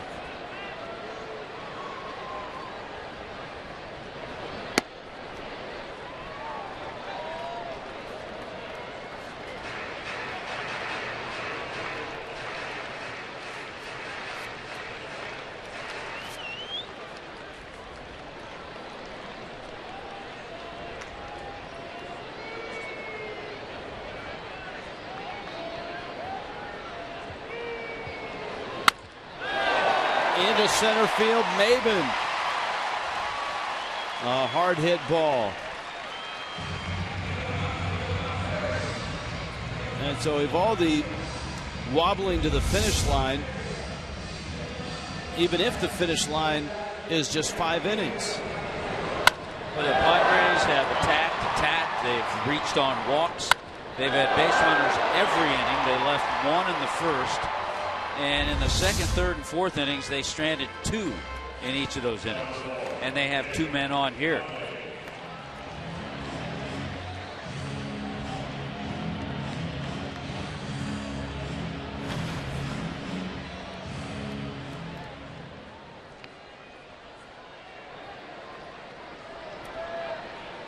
Hundley singled in the second, has flied out.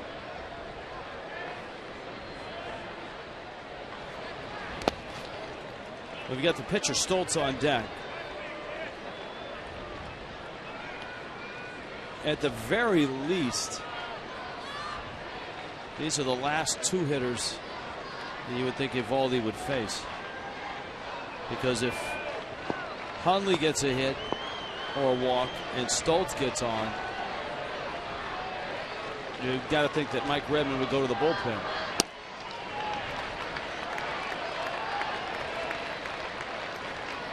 And this, for Redmond's got to be painful because he's thinking, all right, just get through this inning and we'll deal with it. Now he's got to think, I may have to deal with it before the inning ends.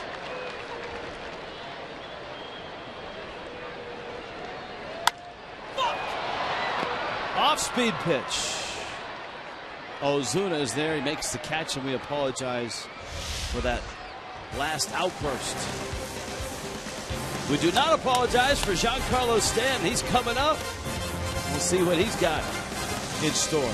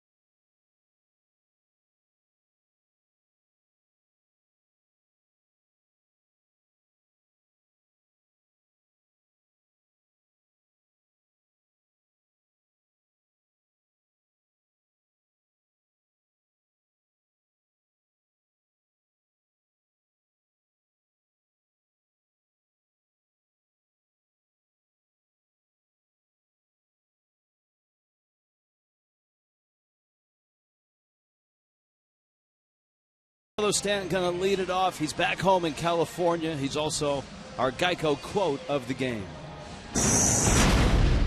Cali brings back just the comfortable of the food and stuff is huge, like in and out and all those, even though you shouldn't be eating that during the season, but you got to on the West Coast trip. So that and being close enough that my family and friends can come is always good. I like how he caught himself there. Yeah. You know, training table is the important. Training staff was watching. He covered himself. We don't have to do that. No, we can cover ourselves in secret sauce. Stanton swings and misses. Big breaking ball. Stanton's 0 for 2. Eric Stoltz continues his work in the 6th.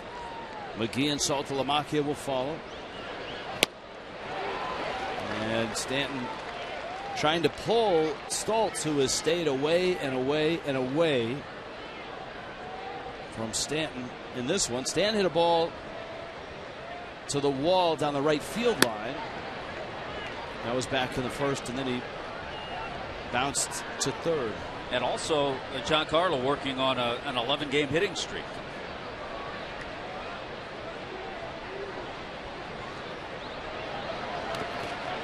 Check swing, no swing. Stanton DeMuth down at 1st. Remember, we told you last night Nolan Arenado lost his 28-game hitting streak. So right now, currently, Stanton with the longest streak in the National League. Arenado had 2 hits. He's back on board today. Yep. Colorado hammered Cincinnati. Stanton a liner into right center field. That's going to get in the gap. Maben cuts it off. And Jerko bobbled the throw, but Stanton will hold with a single. Boy, what a nice approach. I think we've seen better swings tonight, and that's a good sign. And you don't see many balls hit that hard. We were talking about how he had, in the first 2 pitches, he tried to pull the ball. And he tried to hook a fastball and missed it badly. That was very similar to the at-bat the other night against Dale Thayer, in which he homered to right field. Obviously, he elevated that one. And this one was a lower line drive. Exit speed on that line drive, that's 113 miles an hour, folks. That's a bat speed, an exit speed that's usually reserved for long home runs. Well, remember the home run that Smith hit was 105.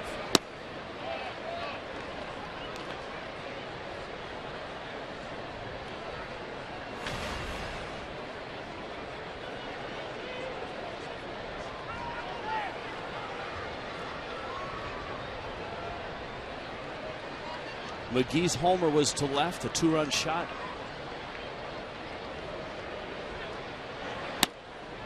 Stoltz misses up. It's 3-0. The Marlins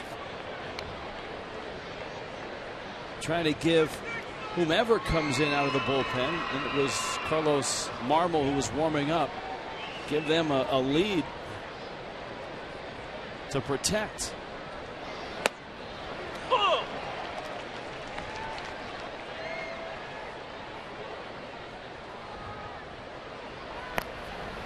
The Rockies beat the Reds 11-2. Nick Vincent in San Diego's pen.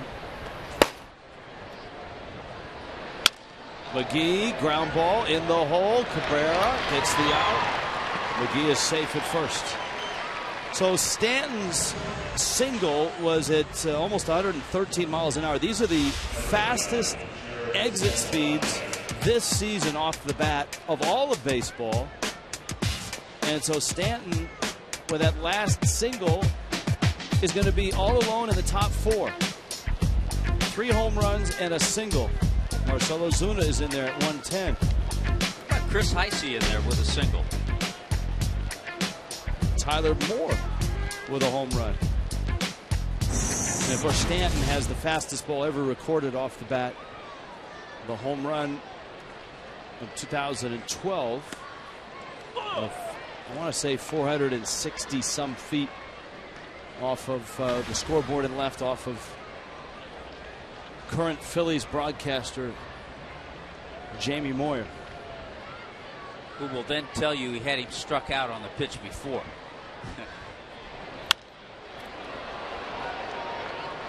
High pop into right. Venable. And Saltalamacchia is out number 2.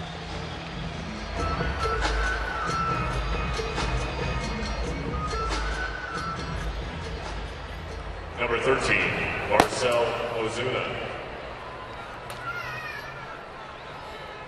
Carlos Marmol in Miami's bullpen. And here's Ozuna. Popped out, struck out.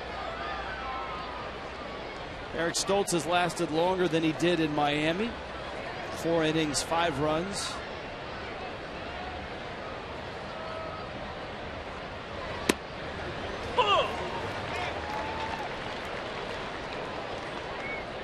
The irony is, in that start, he gave up a 2-run homer to Giancarlo Stanton. That was the 484-foot blast. Well, the Padres have been getting some good pitching from their starters. In the month of May, their starters' ERA is a little over 2.5. So they've been holding their own and keeping them in games.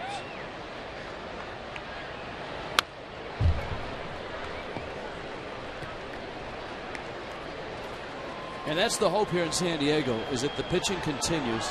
And with Headley back and with Carlos Quentin on his way back, if Jerko heats up, Alonso heats up, suddenly this turns into a team that can win some ball games.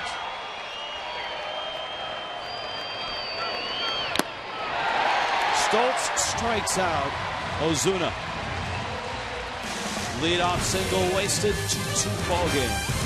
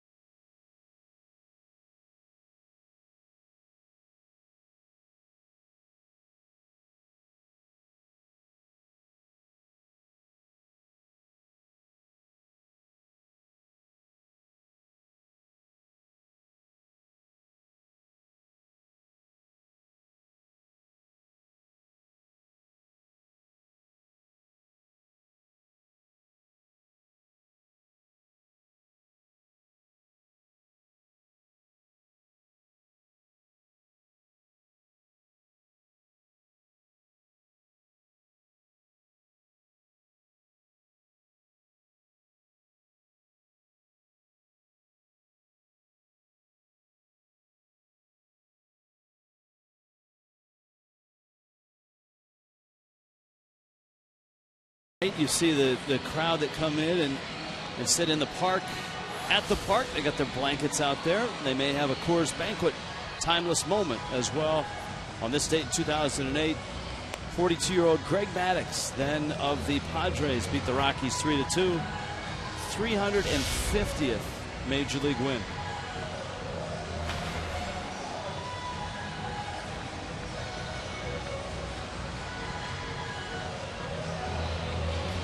And here is Marmol now.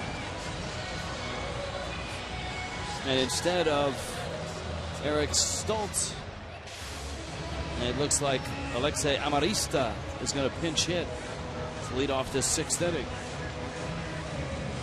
And then you've got Will Venable and Everett Cabrera. This is one of those games that Mike Redmond and Chuck Hernandez try to map this out, but they don't have a lot of time. If Eovaldi goes one more, then it's a different scenario in that bullpen. You can piece it together differently, but now because he went 5, now you got to get things taken care of here in the 6th inning.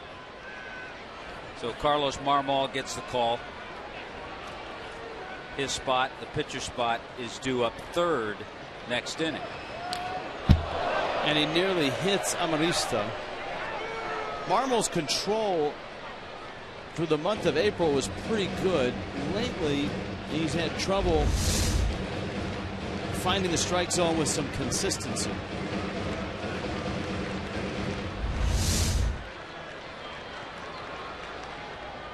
He has had a walk in each of his last 3 appearances, but Amarista goes after a breaking ball that was in, and the count's 1-1.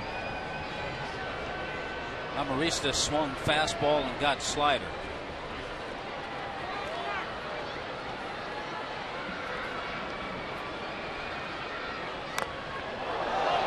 Did it hit his hand or the bat? I think it hit the bat. So how about the 2 strikes? He swings at a slider way out of the zone, and then the ball on a check swing hit the bat. Hits the bat. Hits the barrel.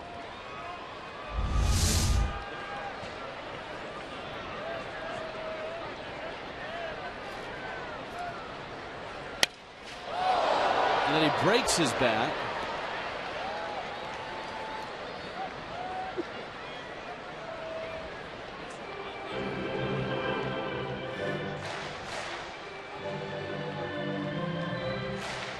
It counts 1-2.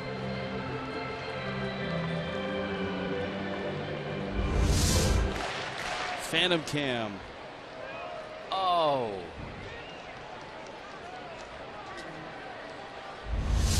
It's over the plate. Marmol misses outside. Now he's thrown 5 pitches. Fox track shows you that none of them have been in the strike zone. I'm telling you, there are times you could go up there as a hitter and the manager could just say, don't swing. Just don't swing. Just go up there. He's going to tempt you with the slider.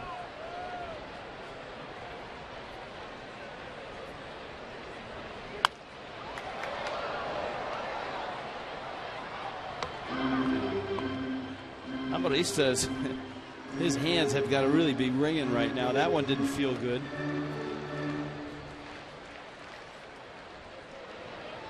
He just had a bat shattered in his hands.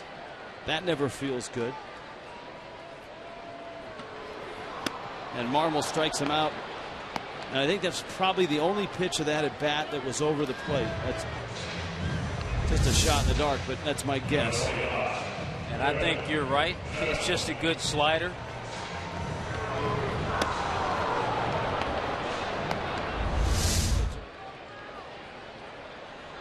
You know what? Pitch 6 caught a little bit of the plate. A nice out to get for Carlos. Here's Venable with Cabrera to follow. There's some interesting numbers similar to what Marmol has done in his career. Remember the Marlins signed Henry Rodriguez in spring training. Always known for, we saw him with Washington, always known for having fantastic stuff, but not able to channel the control. Well, Rodriguez is in New Orleans. He's in AAA. He's gone, you ready for this? 19 in the 3rd innings. He has 37 strikeouts and 23 walks. So he almost has 2 strikeouts per inning. But he has more than a walk in it. More than a walk in inning. And an ERA of 3.26. I'm sure a lot of those walks have scored. He's only given up 8 hits. 2 hopper for Echeverria. And there's 2 down here. Carlos Marmol now gets Everett Cabrera, who has swung the bat well in the series. He's got 4 hits. Phillies and Mets are still 4-4 in the ninth.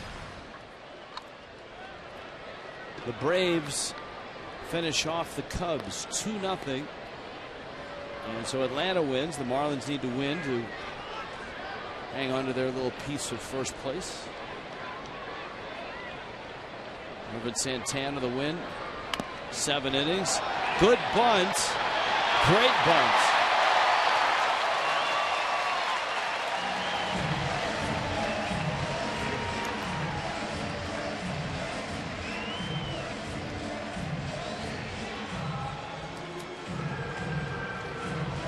Kind of an unusual bunt, but it certainly served the purpose.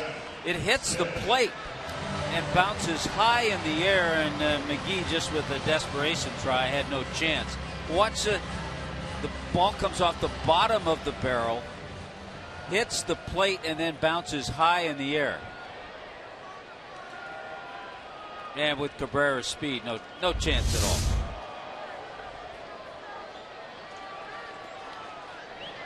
And now Carlos Marmol has to face Seth Smith. Double, homer, and a ground out. Cabrera's a good base stealer. Marmol does not hold runners well. So expect some early action there at first base. Well, and it's interesting. If he were to steal, your thought is you'd probably put Smith on first base because it would open up first base. But then all of a sudden you get a couple of runners. You have Marmol, who struggles with control. It makes you think a little bit.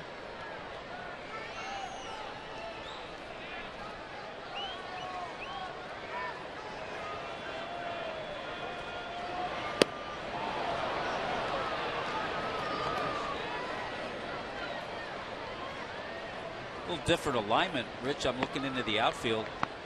Remember, we've seen Stanton a few times well over into right center, but he's pretty much straight away now with Smith up there.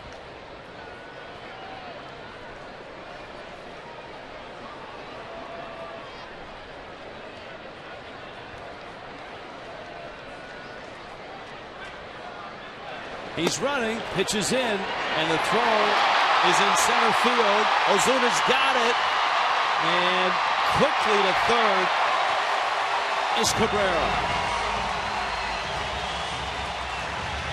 Well, you knew it wasn't just a matter of time. It was going to be quick in the at-bat. Well, big leg kick, slow to the plate, no chance to get Cabrera, and when you have no chance, you try to hurry that throw. The throw sailed on Saltalamacchia. He throws it away. He'll be charged with an error, and Cabrera ends up at third base. Now you have to be careful of a wild pitch. I forgot to factor that scenario in there with the stolen base.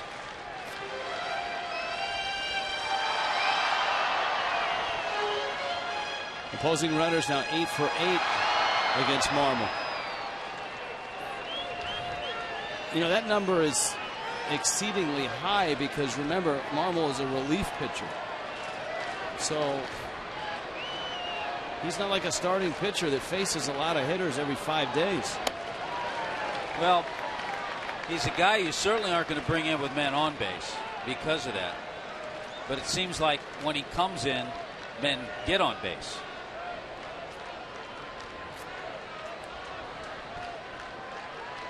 He'll just have to try to work out of his own little mess that he's created.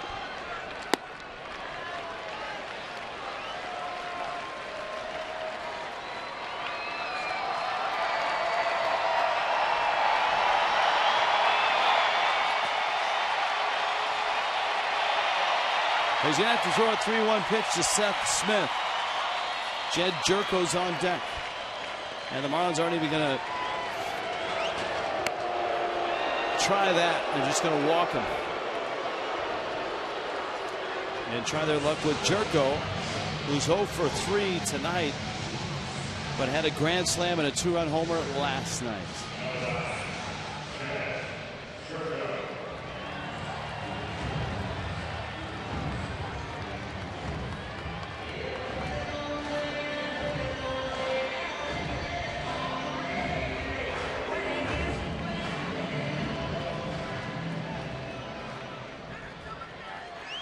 And this just creates more problems for the bullpen,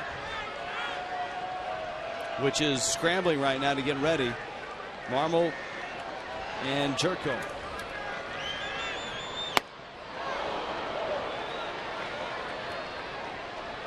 Fastball strike.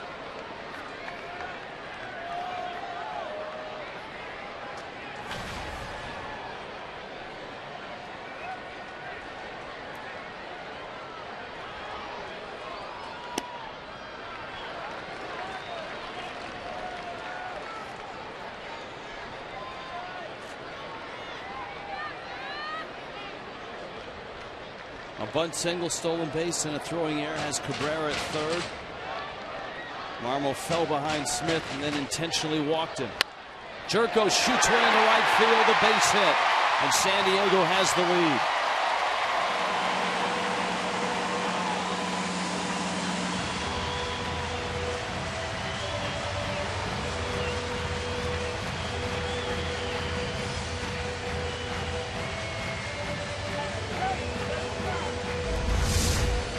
This is good hitting on Jerko's part. Slider, not bad. Away. He doesn't try to muscle it anywhere and finds that hole over on the right side.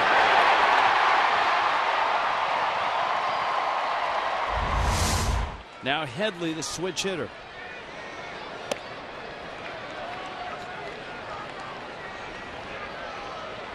Padres have a run. Carlos Marmol about to throw his 22nd pitch.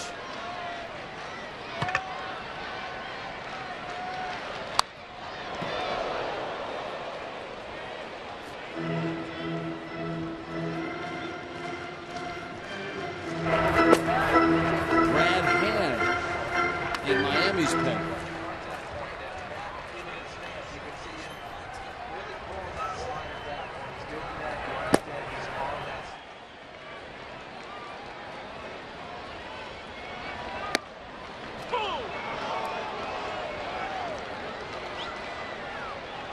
One and two.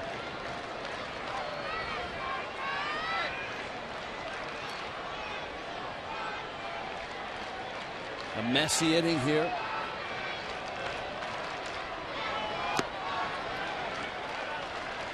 The bunt single by Cabrera. He stole second easily. Saltalamacchia's throw ended up in center. Marmol couldn't throw strikes to Seth Smith and ended up having to walk him intentionally. Jerko poked it into right. And now the 2-2 to Headley.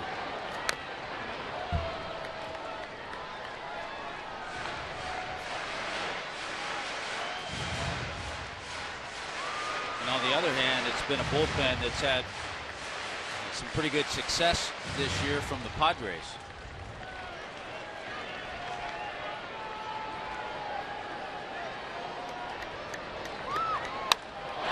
To right and deep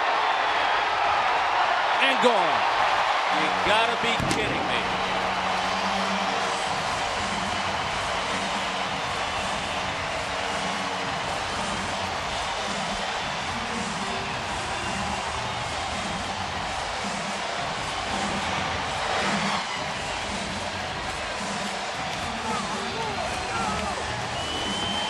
Little things add up to a big inning for San Diego.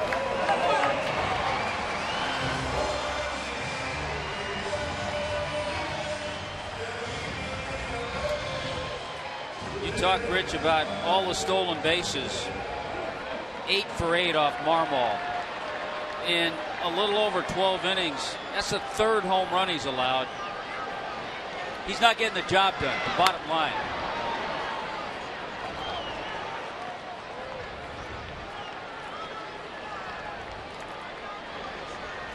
6-2, 4 runs here in the 6th. You talked about Nathan Eovaldi and what would have happened had he been able to just get 6 innings as opposed to 5 innings. Smoked into center field. That's a base hit. Alonso with a hit. Hand has been warming up. You've got Maben coming up.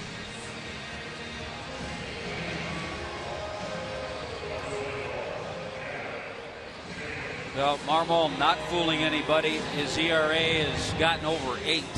And by the way, for Yonder Alonso, that's his second hit tonight. He had 2 last night. Probably swinging the bat as well as he has all year. Well, it's the Marlins. He always hits the Marlins well, and maybe that gets him started because he certainly is not a 170 or 180 hitter. Maben. A strike.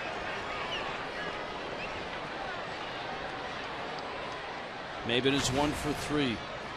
So 5 innings of struggle for Nathan Eovaldi. 2/3 of an inning have gone up in flames for Carlos Marmol. And a slider that misses in.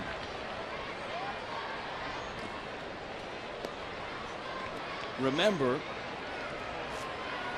San Diego's bullpen is one of the best in all of baseball. A 1.85 ERA. Only San Francisco has a better pen ERA wise. And of course the Marlins will see him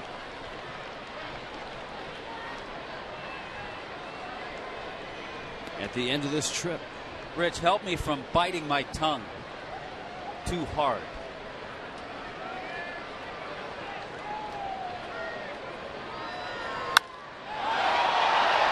To right, Stanton is there.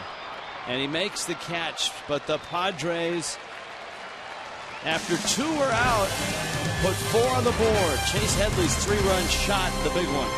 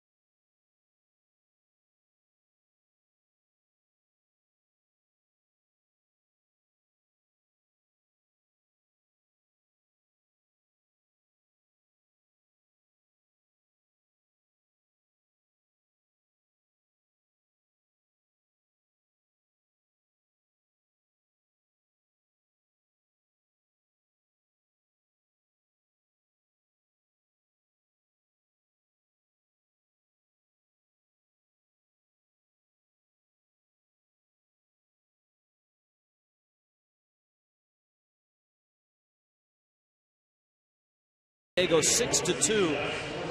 Going to the 7th. Chase, in case you just arrived. Game summary brought to you by Gulfstream Park.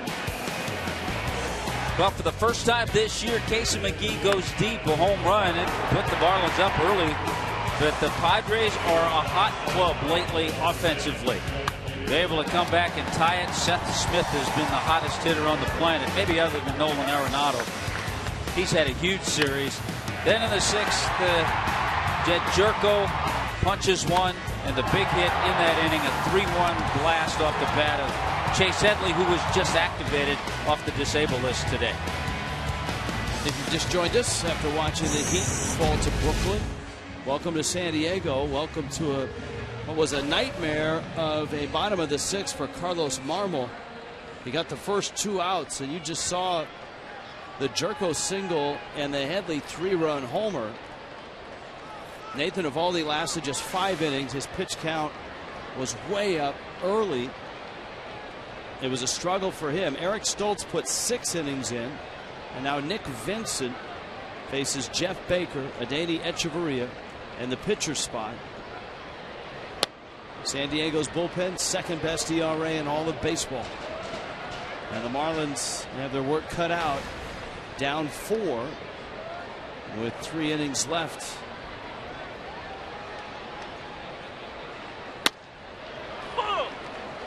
Baker 2 hits tonight, a 2-for-2 night.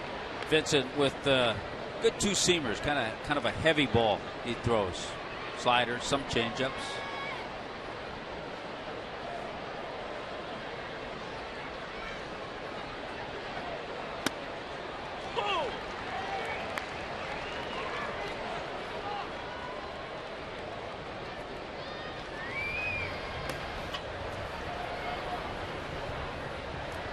Alex Torres in the San Diego bullpen.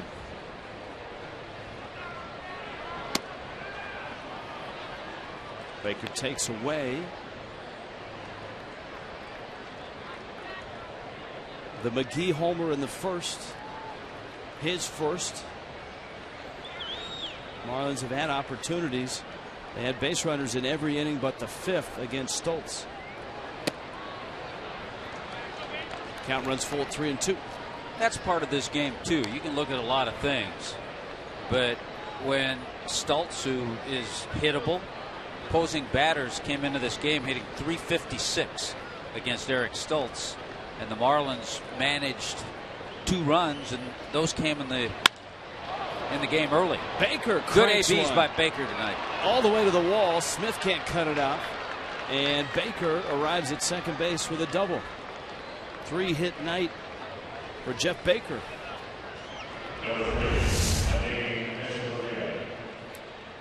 There's that two-seamer that didn't go down, and Baker with a solid swing. So good to see him have this kind of night. Got that infield base hit, flanked by a couple of doubles.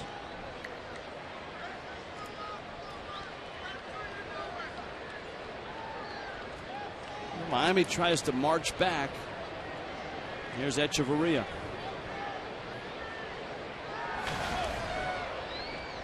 Derek Dietrich on deck to hit in the pitcher's spot.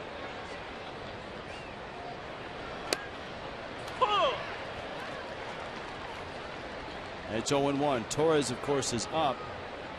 And maybe Bud Black goes to Torres once Dietrich is announced. There's a run out there. Marlins trying to pick it up.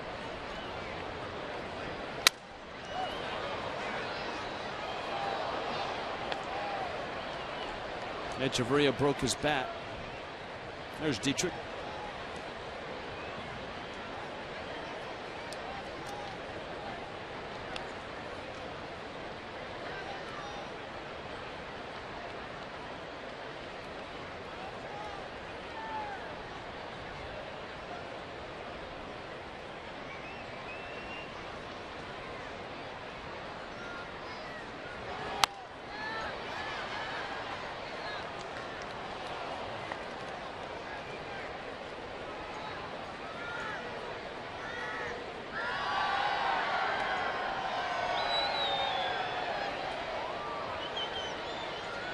Counts 0-2. You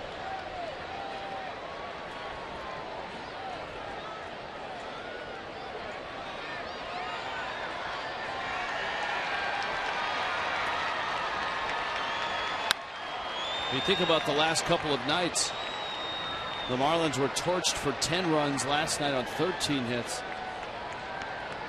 And tonight, through 6 innings, the Padres have 6 runs on 11 hits. That's not something the Marlins have been accustomed to seeing, especially coming off that terrific homestand, and even the first game of the series here in San Diego, where the Padres had just a run on 7 hits.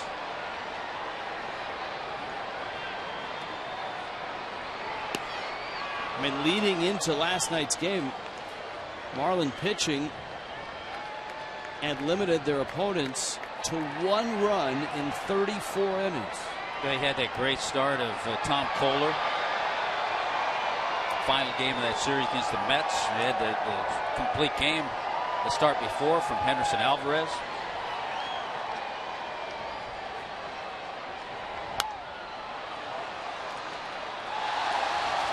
And that's what happens when your starters aren't able to get you six or 7 innings. You got to get into that bullpen early, and that's where it's been a problem for Mike Redmond. Who is he going to choose?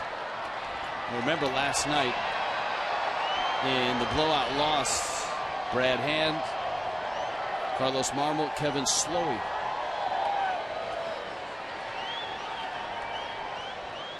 Tonight, Marmol in the 6th. Hundley on his way out to talk to Vincent.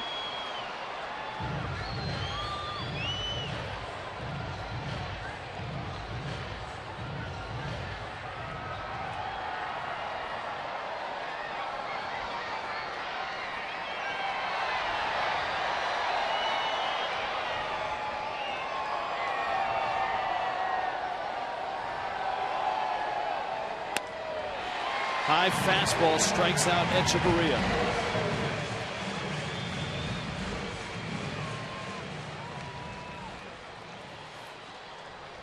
Marlins have flex packs for you. Take advantage of season ticket prices with the flexibility of coming to the ballpark when you want with as many people as you want. Get 20 ticket vouchers starting at just $13 per game. Pick up the flex pack 1-877-MARLINS. Go to marlins.com.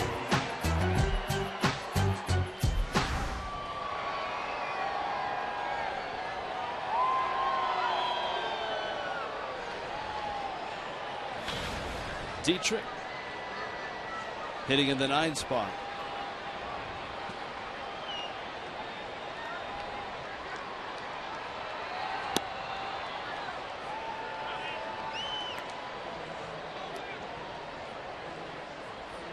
A lot of games have gone final or are just about to go final on this Saturday night in baseball.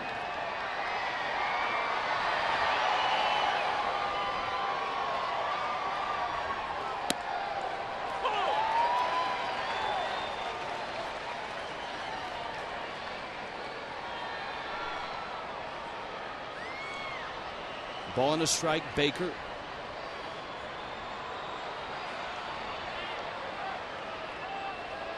Still in scoring position.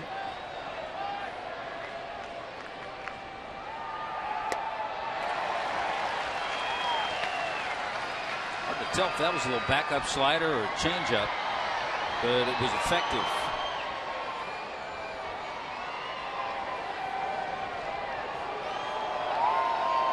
Phillies take a 5-4 lead into the bottom of the 9th in New York against the Mets.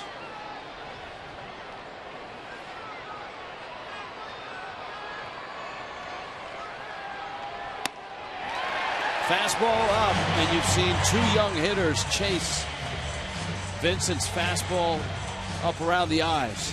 You know, I talked to Frank Medicino about those high fastballs. See the target? And it's the way the Padres have pitched Dietrich and Saltalamacchia in this series, and they've pitched them successfully there. And it was interesting what he said. It's not easy to do. I said, how do you work with hitters? What do you try to get into their heads when that happens? And he said, you just can't chase that pitch. That's not your pitch. You've got to level your eyes out. Anything above that, you just have to let go. But it's a hard thing to do. Here's Reed Johnson.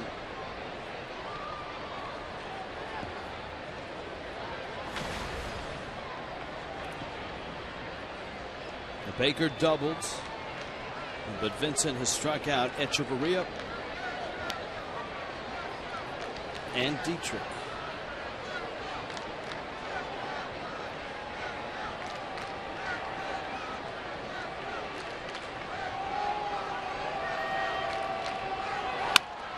That's a fair ball. Down the line it goes. Into the corner it goes. Baker will score. And Reed Johnson has a couple hits tonight. How about the 2 veteran right-handed bats? 5 hits tonight between Baker and Reed Johnson. And of those 5, 3 of them have been doubles. Good job. Reed Johnson's hit the ball hard every time up. Headley off the line, not expecting him to pull the ball. Yet he turned on that pitch that was inside. Chases home Baker and ends up at second base himself. And here comes Lucas now. He's 1 for 3. So Reed Johnson with an RBI. The lead is 6-3.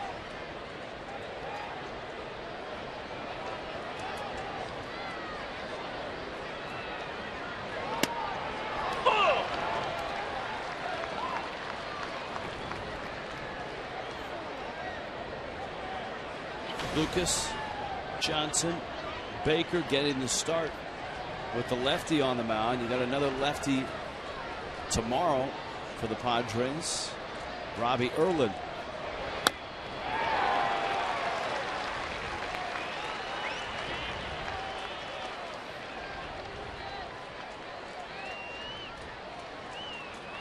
Well, that one's a no-brainer. They got to be in there tomorrow too.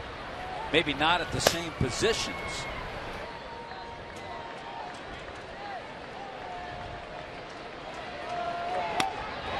Lucas strikes out. Nick Vincent gives up a run, but the Marlins have work to do.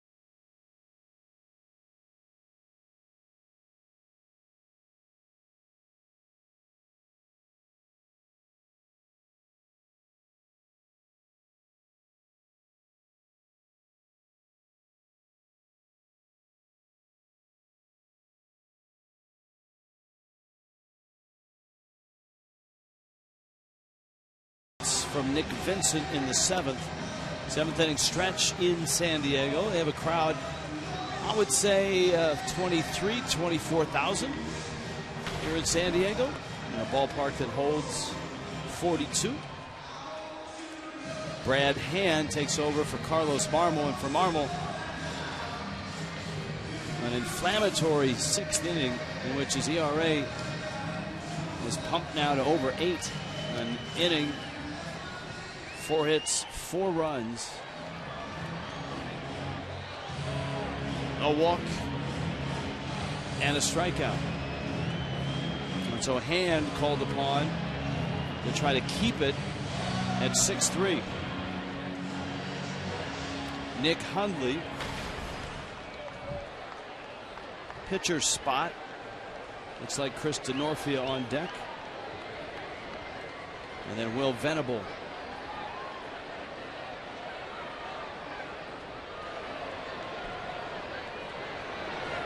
Brad Hand trying to bounce back from a rough night last night. 27,719.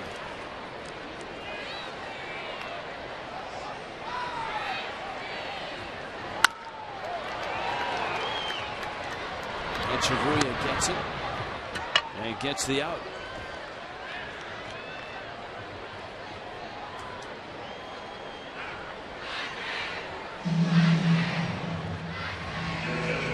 And here comes DeNorfia. There's your Padre box score. Smith doing damage. A double and a homer. Headley a 3-run homer. Alonso a couple hits.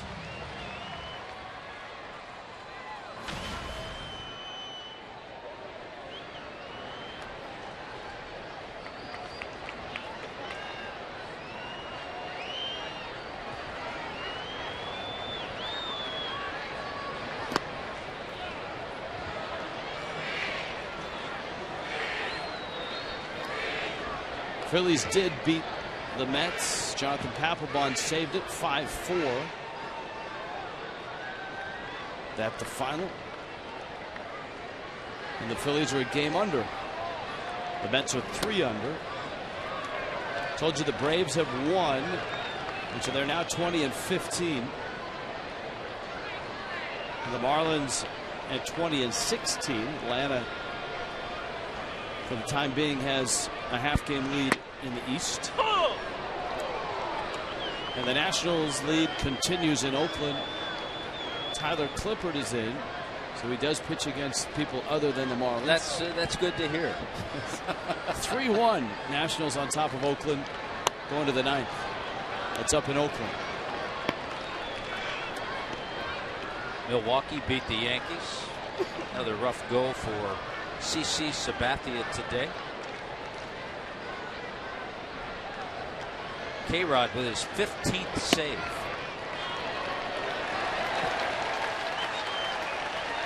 Denorfio walks. And we check in with Allison Williams. Well, Rich, tomorrow after our Marlins Live post-game show, we will have the debut of Inside the Marlins Coming Home, our latest edition of Inside the Marlins profiles Jared Saltalamacchia from his baseball beginnings in West Palm to signing with the Braves, and then being traded to the Rangers and Red Sox before signing here in Miami. We'll take you to his home in Wellington, Florida, including a tour of his movie theater, his airplane hangar, which was converted into a batting cage and workout area, and more. It's all tomorrow after the post-game show. Nice play by Brad Hand to backhand the bunt by Will Venable. Did you say movie theater, Allison? Yes. It's probably the most expensive room in the house. It's pretty insane. He's got the huge projection screen, the stadium seating, the whole setup. And then the room leading into it is a billiard room, and he has posters on the wall of different movies, some that are special to him and his wife. So he's got a pretty good setup there in Wellington. And, of course, it's a great spot for him. It's where he and his wife wanted to be. They're both from the Palm Beach County area. So he was very happy to be able to come back home, sign this deal with the Marlins, and we get some great insight from him, his mom, his brother, and it's appropriate that it debuts on Mother's Day because his mom, a very big influence on him and his baseball career. I hope everyone out there has got their Mother's Day plans. For many of us on the road, you have to execute those plans in advance. Rich, you and I will have our Mother's Day meal on the bus ride up to Los Angeles. That's right. That's where you want to spend Mother's Day, on a bus.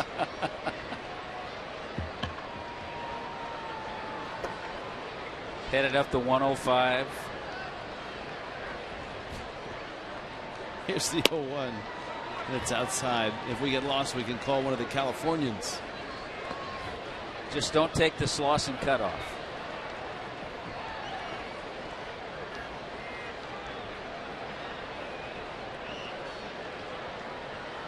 Cabrera's at the plate.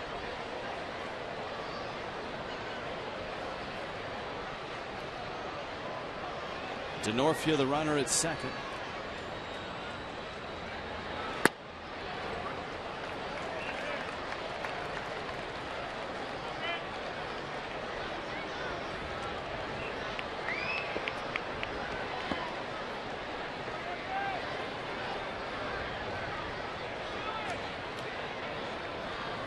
Venable, by the way, did not get a sacrifice on that.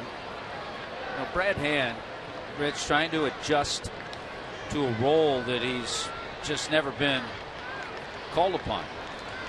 You look at his minor league career, 129 games and 126 of those as starts. But it's a role that, if he makes the adjustment, will keep him in the big leagues for a while. And it's a role. There are some organizations, Tommy, that rather than bring young pitchers up and throw them in the rotation, they'll bring them up and put them in middle relief. We've seen Atlanta do that. We've seen St. Louis do it.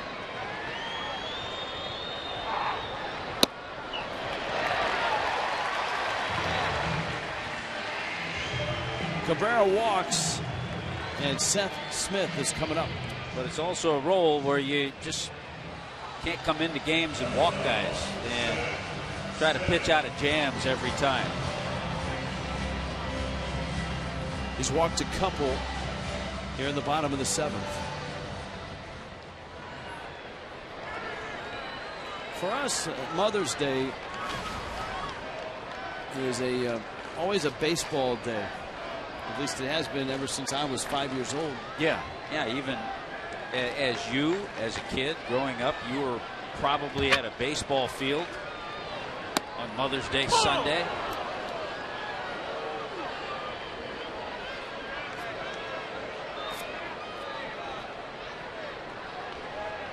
And we that work in the baseball industry, you always have a game. We always have a game on 4th of July.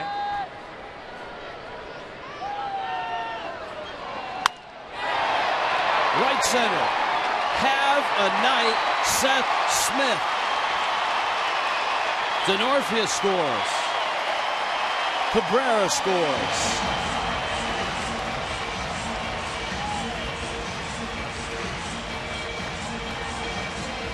Well, there might be a hotter hitter somewhere, but I don't know where. And for Smith now, a double, a triple, and a home run tonight. And he's seeing everything, he's crushing everything, but also he saw a fastball that was just right there. Last night, Seth Smith went triple, single, double. Tonight, he goes double, homer, double.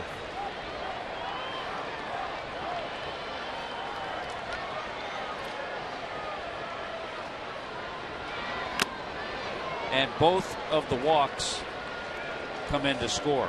The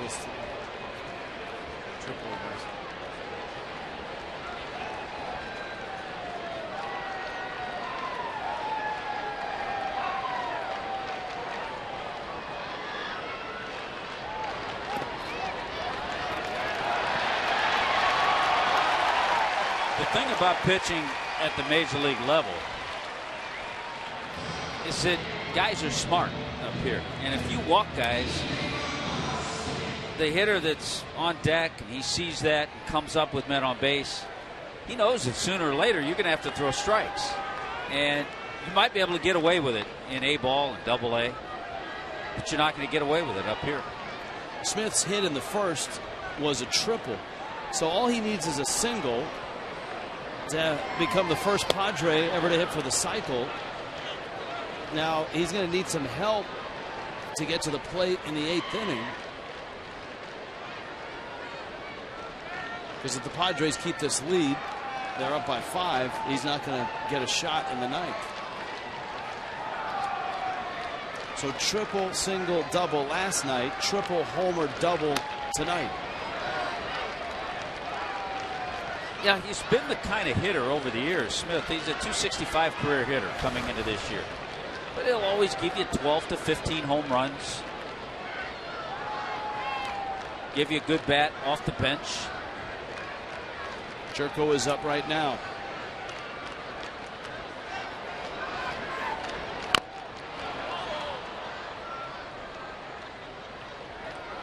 Saw a note on Jed Jerko with his 5 home runs this year. He has 28 home runs as a Padres second baseman. He had 23 last year. The Padre record for home runs by a second baseman is 30. Mark Loretta, who's in their front office now, 30 career home runs.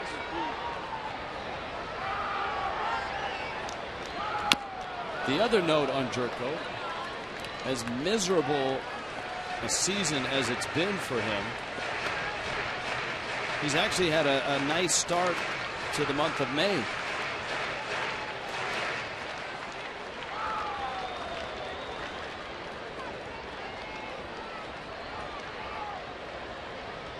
Four home runs in May. That's the most in the National League. That was coming into play today. This is like one of those challenges, you know, where you throw Jerko notes out there. The other good one I saw, I know you did too, but I think the other Padres second baseman who had a 6 RBI game was Brett Boone. Brett Boone had a really nice year here in San Diego, and he parlayed it into a nice run in Seattle. Now, had Brett Boone stayed here for a few years, he would have hit more than the 30 home runs that Mark Loretta hit.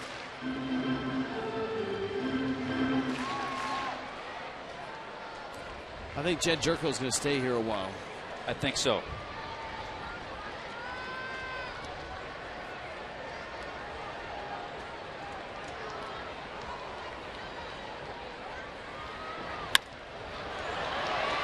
Echeverria to first in time, but the Marlins bullpen has had a rough night. 4 runs given up by Carlos Marmol, and here 2 more by Brad Hand.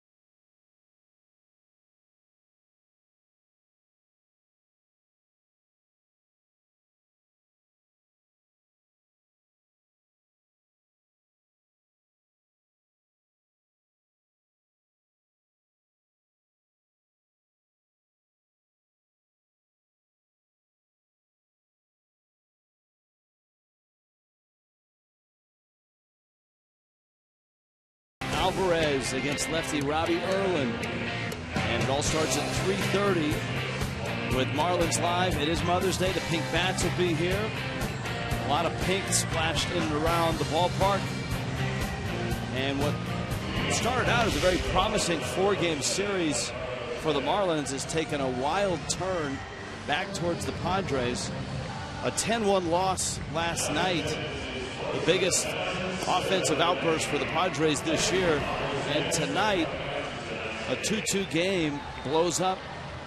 And the Marlins bullpen comes in. The pair of Carlos Marmol and Brad Hand give up 6 runs to San Diego. And it's 8-3 in the bottom of the 8th, or rather the top of the 8th. Yeah, the Padres getting 6 runs the last 2 innings. We talked about the 10 runs last night. That was a season high.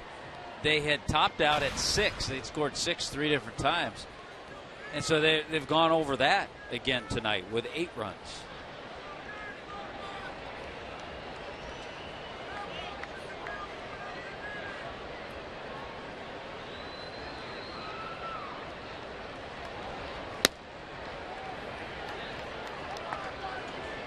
Joaquin Benoit missing to Giancarlo Stanton, 1 for 3.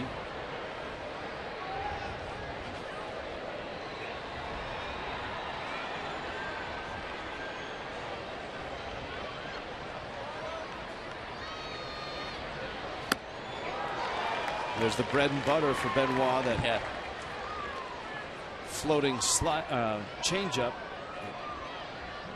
nestled in under the hands of Stanton.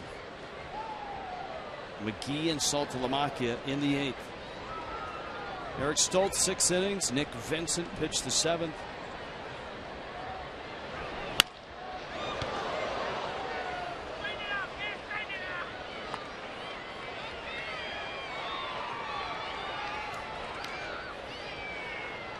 Marlins saw the A team out of the Padres bullpen in the Thursday night matchup, which was a tie game going into the 11th.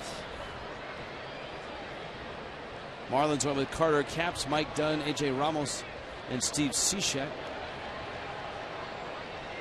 They pitched 5 innings worth on Thursday. Stanton goes down. Benoit has a strikeout. Well, the key tonight for Giancarlo, he got that base hit, that bringing line drive in the 6th inning to extend that hitting streak to 12 games. Not happy with his AB there, but a good pitch. You're right, that's that bread and butter pitch for Benoit, that changeup.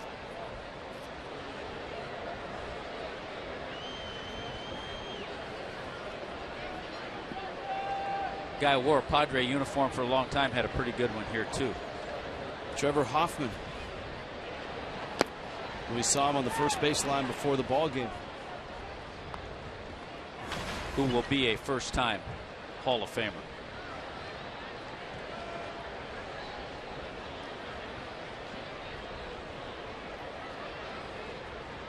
We were here for one of the nicest ceremonies I've ever seen at a ballpark.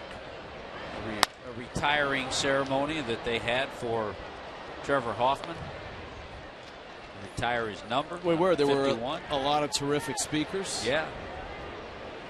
Guy that played his college career as a shortstop at Arizona and was a Marlin briefly.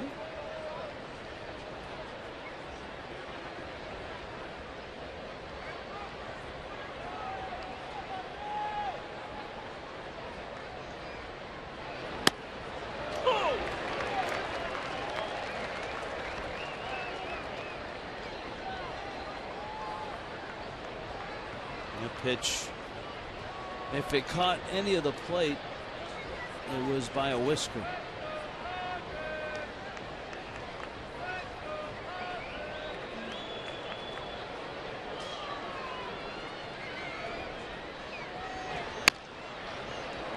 Bouncer to third. Headley throws out McGee, and Benoit has the first 2 outs of this 8th inning.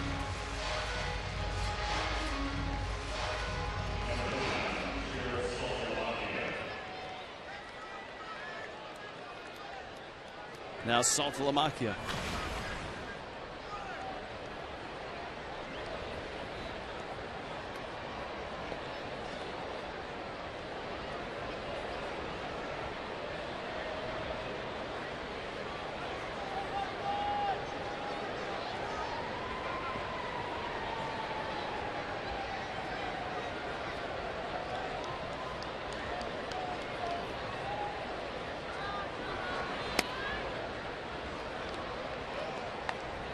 Padres get the big shift going with Salty up there. Much was made of the Marlins trying to translate their offense from home to road.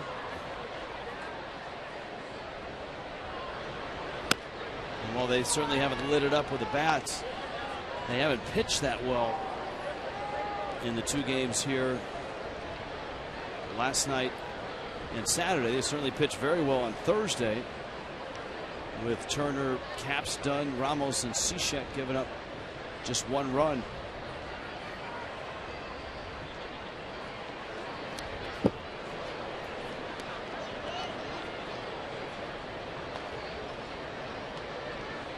For San Diego, a team, as we documented, the worst offensive team in baseball coming into the series.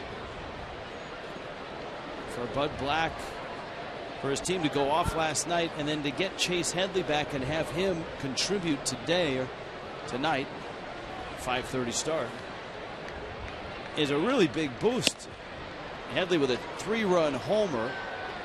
It's been Seth Smith who's triple doubled, homered, and knocked in 3. That's been one of the stars. And here comes Ozuna. Well, and they were happy to get Headley back. When you and I talked to Bud Black yesterday, he said that's getting a guy back right in the middle of the lineup, and when they get Carlos Quentin back, another run producer, that certainly will help their offense.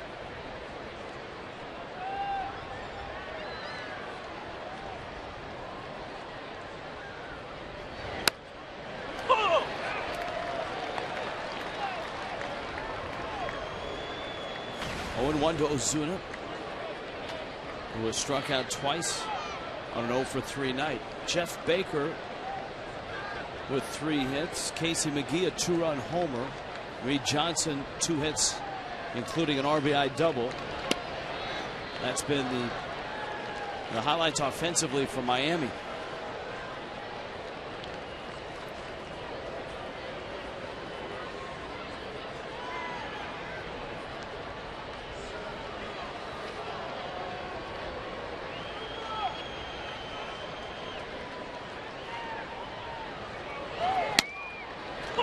Letter high strike.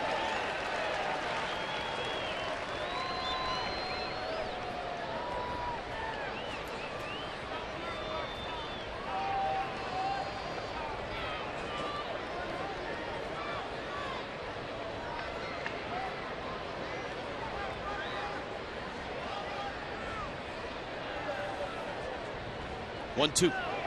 That's right down the middle. He's taking 2 of those tonight. Padres in control at San Diego, 8-3.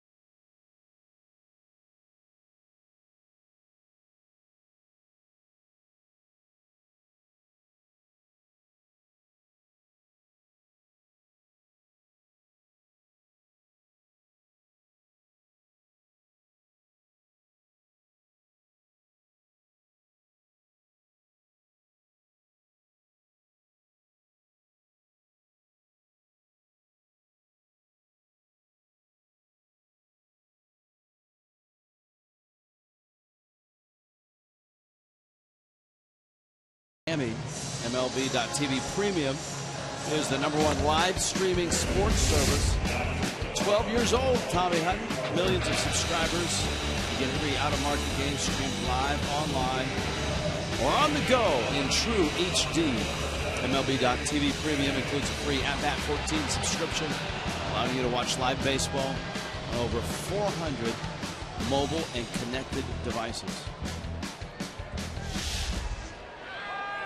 Carter Capps. Might be a couple of innings too late for Carter Capps, but let's see how he does. He's done a good job in the opportunities he's gotten. That's probably one of the areas that Mike Redmond and Chuck are trying to figure out. Where is he best suited in the bullpen?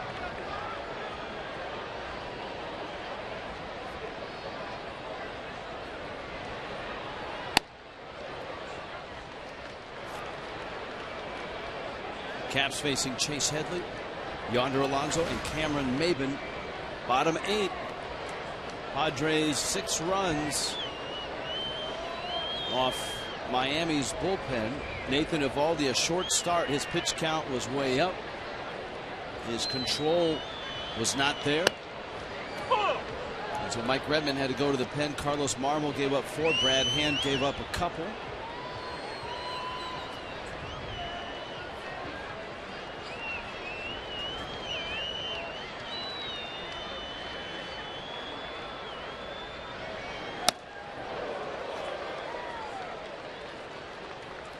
Of the 6 runs that scored off the bullpen, 3 of those runs reached base via a walk.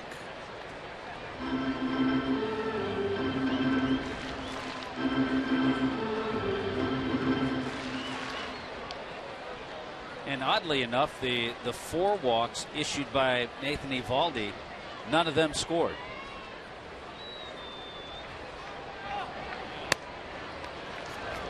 Caps walks Headley.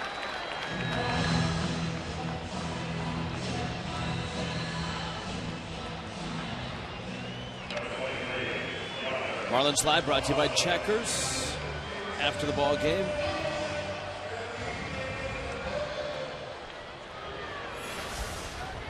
Craig and Carl back in the studio. Preview of tomorrow's Mother's Day matchup. And Chase Headley is back with a 3-run homer. Maybe Pavano's got an idea how to get Seth Smith out.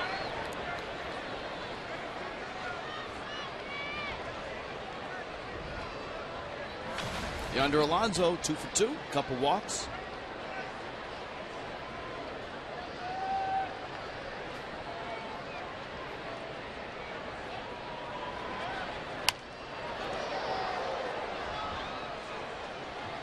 Once Caps stays, keeps himself in the strike zone, we've seen the electric stuff he has, but walks have been an issue. They were last year when he was with Seattle.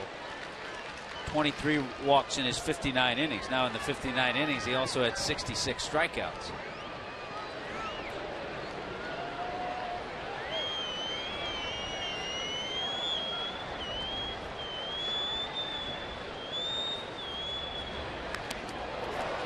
That pitch bounces, hits Saltalamacchia.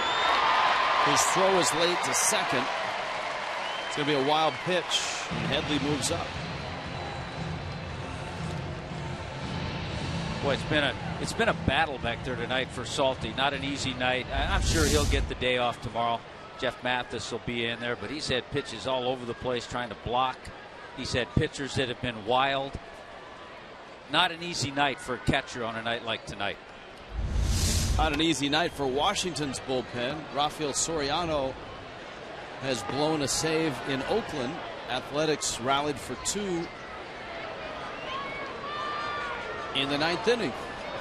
And that ball game has gone to extras. Jed Lowry with an RBI double and Josh Donaldson with an RBI single. Nationals had held the lead since scoring in the 3rd inning.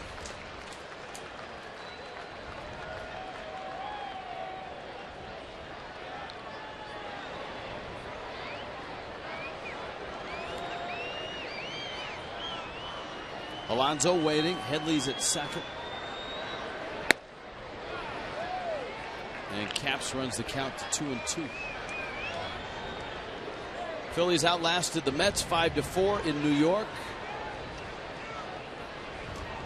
As we told you, Atlanta shut out the Cubs. Irvin Santana is now 4-0 and his ERA dips under 2.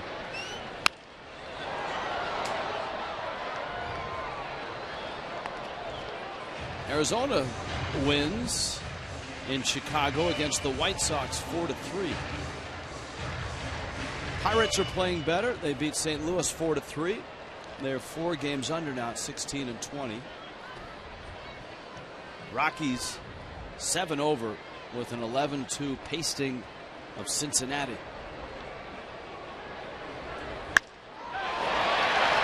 That's down the line. Johnson cuts it off. Alonso's going to settle for an RBI single, and San Diego adds on.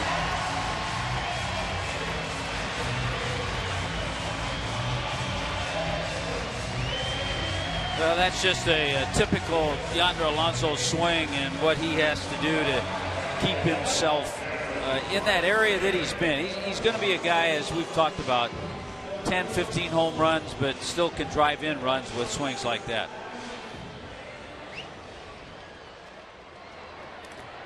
Maben now 1 for 4. And another walk comes in to score.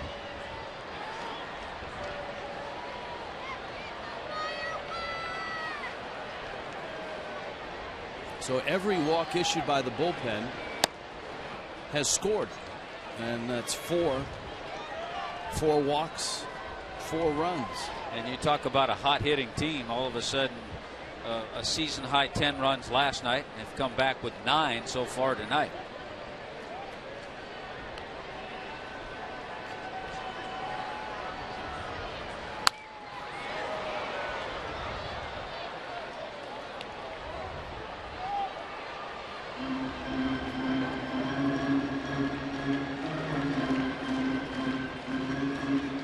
Remember how well the bullpen pitched in the first game of this series. Pitched 5 innings, 5 shutout innings.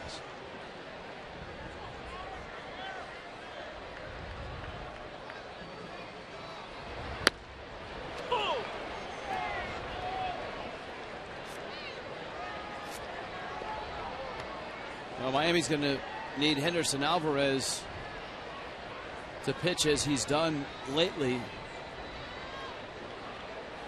barring a big comeback here, to get a split in the series tomorrow.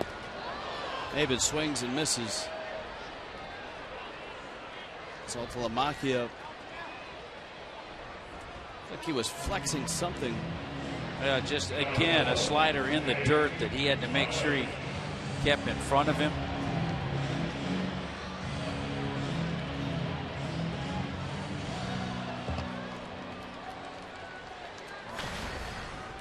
Caps has an out, and now here is Hundley.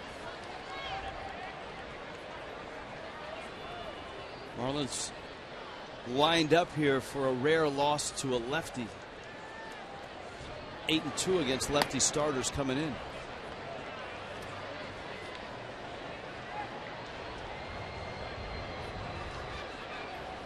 Other games on the West Coast. Seattle beat Kansas City 3-1. Rich, I was just looking at that. You were talking about the Arizona win over the White Sox. They were able to keep Jose Abreu quiet. The young Cuban hitter was off to a tremendous start. He was 0 for 4. But Abreu with 13 home runs and 37 RBIs. He's been going back and forth, DHing some, playing first base some.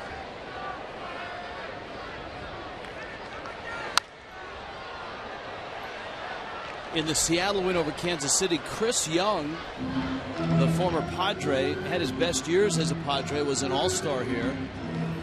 Has revived his career after a couple of shoulder surgeries. He went 8 innings, a run on 3 hits. He's now 3-0 with a 2.63 ERA. Pitched a 1-hitter, I believe, as a Padre. Now, we were talking about no-hitters and cycles. Remember, the Mets finally got their no-hitter from Johan Santana. Didn't they have over 31 hitters or close to 31 hitters? Lots of one-hitters. I'm not sure how many, but a lot of them, yeah. So that would lead me to ask, without knowing, since there's one out, and we have time to look it up. There's a strike. How many one-hitters do they have in Padres history?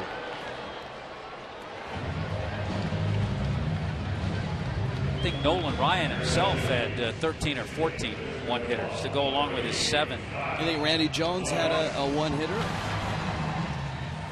Kevin Brown maybe a one-hitter?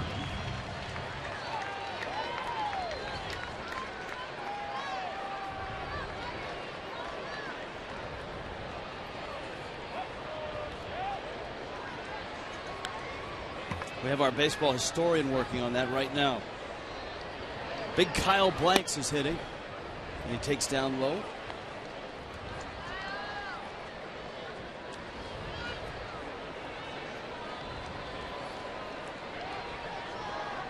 Yeah, correct myself. Nolan Ryan, only 12 one-hitters. Hit 18 two-hitters. That one fouled back and out of play.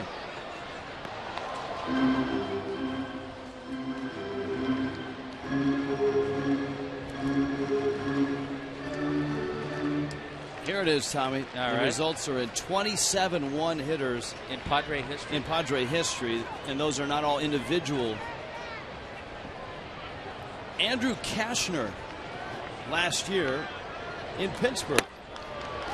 So Kashner threw a one-hitter last year. Edinson Volquez, Matt Latos, Kevin Brown, Andy Bennis, Bruce Hurst, Andy Hawkins, Mark Thurman, Dave Dravecky, Juan Eichelberger, Eric Rasmussen, Randy Jones a couple, Steve Arlen, Dan Spillner, Clay Kirby, and Dick Kelly. There you go. 27 of them. And Kashner, I'm told, had one this year against Detroit. There you go. So Kashner's pitched 28 one-hitters altogether. And Neri, a no-hitter.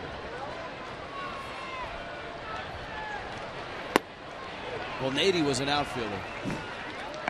They just released him. Unfortunately, he just got released, yeah.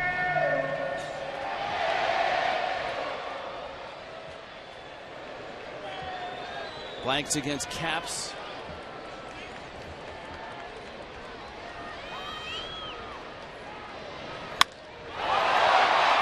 Drive to center. It's deep. Ozuna makes the catch.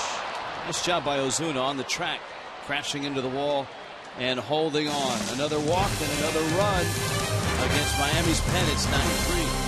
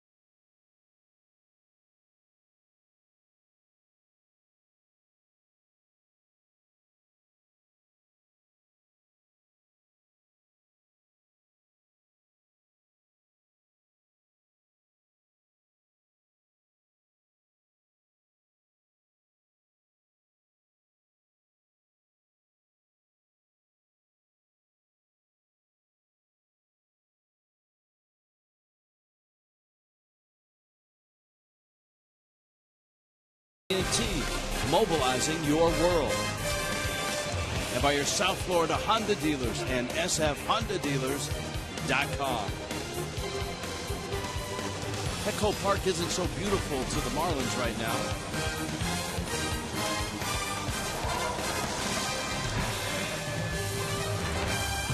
Right-hander in the ball game for the Padres. Jeff Baker striding to the plate. It's a cool look at Don Roach as he was warming up.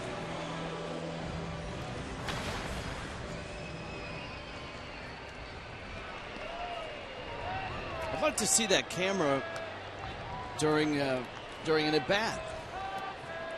That would be kind of cool.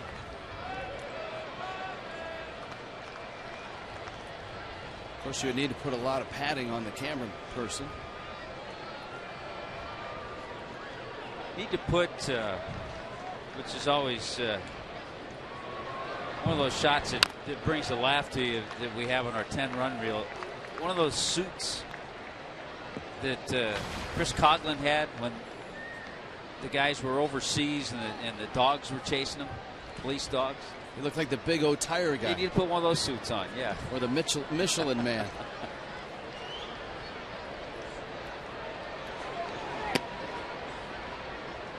Baker takes in. Baker's had a nice night. 2 doubles and a single.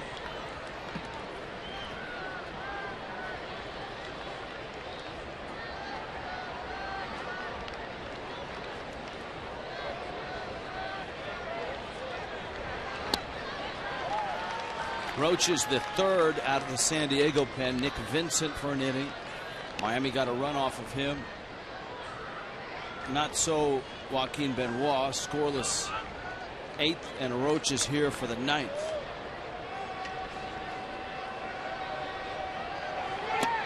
Second straight night, the Padres have scored big runs. And last night, 10 runs. I think when they hit 7 last night, that was their season high. Season high, yeah. And so here they are at 9 runs after 10 last night.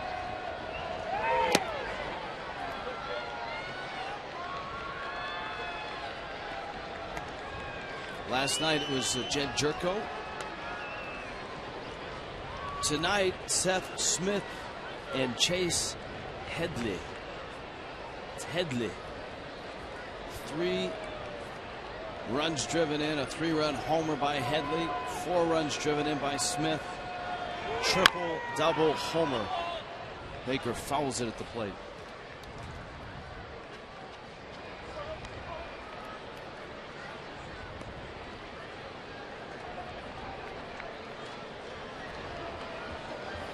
And let's not look past Yonder Alonso's night. 3 for 3 with an RBI. A couple doubles for the University of Miami product.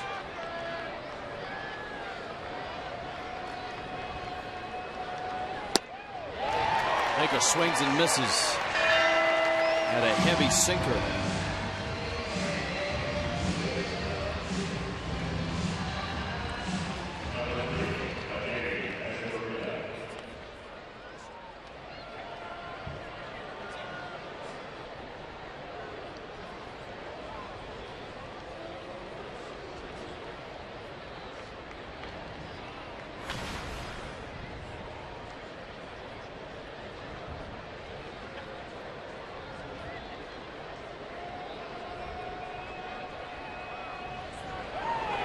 In the 9th inning, when the Padres strike out an opposing hitter, the Friar rings a bell down by the Western Metal Supply Company.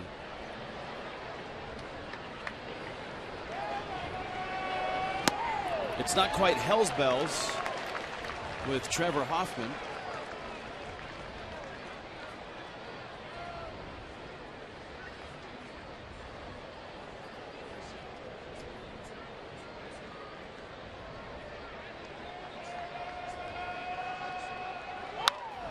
Drive to right, and it's foul. Such a jovial mascot. And there's the bell. He's got a smile. He's saying a prayer. It's, you know, the one thing, and we discussed this before the game. He's a great mascot, but he certainly can't get into as much mischief as like the Fanatic. Yeah, it just wouldn't be right. Or even Billy the Marlin. I mean, Billy always has a soft spot for the ladies. That's, I'm sorry, that the Friar, that's not his thing. The Fanatic always gets up on the dugout and dances, especially with the ladies. Just not his thing. Not his thing, Tommy. He can ring the bell. And he's on the bell with 2 strikes. Your favorite in Colorado, Dinger, will stand behind the plate and do everything he can to distract opposing hitters and pitchers. But for the Padre, it's not his thing.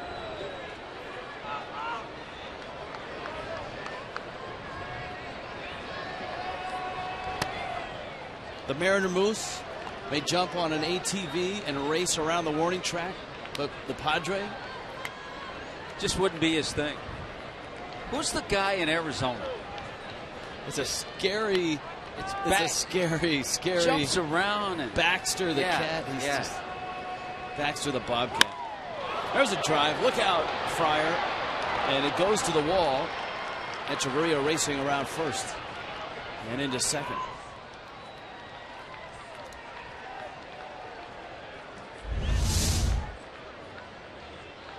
Good battle by Etch. Fouled off some tough pitches. Picks up his first hit tonight. Echeverria gets a double, his 8th of the season. And here's Donovan Solano. Now, correct me if I'm wrong, but when we get to Los Angeles, won't we get a chance to see the Dodgers' new mascot that they say is not a mascot?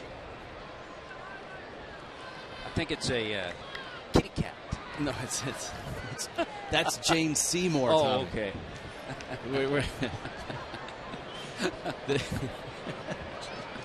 If you are going to have a mascot, that's not a bad one to have, I might add. A breaking ball and a strike to Solano. No, the Dodgers have a Dodger player doll that walks around. No, that's Magic Johnson. He's in. No. Well, we'll look for it when we get there. We'll sort through that on Monday. We'll check with Vinny on that. We'll have our first look at the. I know we had to think of the name the other day of the Cubs' new mascot. Clark, right? Yes. Yeah, that's right. Clark. Clark. And does he have a brother named Addison or? That would be a sister. A sister named Addison. Yeah.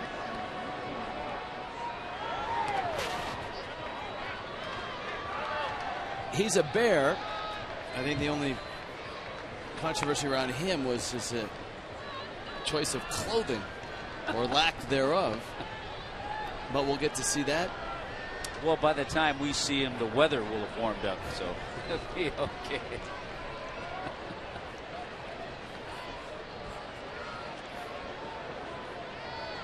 This discussion obviously veering way off track as we near midnight on the East Coast, and Solano swings and misses.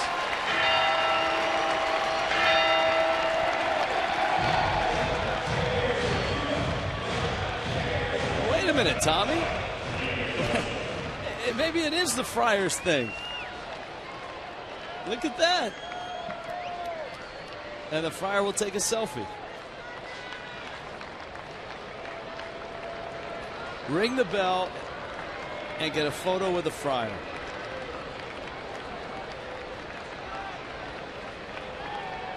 Here's Reed Johnson. So what? I take it back. The Friar does dance with the ladies.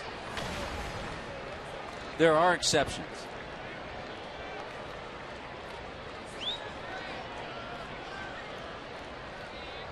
And waivers to be signed, I think, too. Reed Johnson, a couple hits. And he takes outside.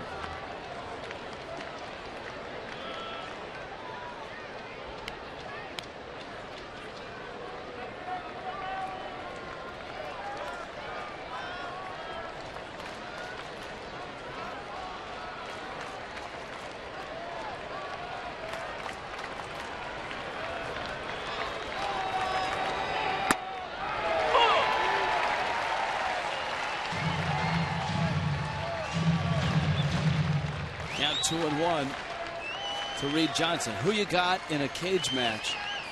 The Friar or Mr. Met? I'm not hesitating at all. The Friar. The Friar.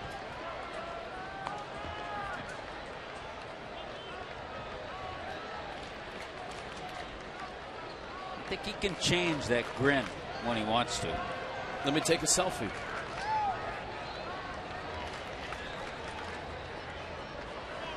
I think he boxed early in his boyhood. Johnson walks. That was through seminary, I believe. He boxed.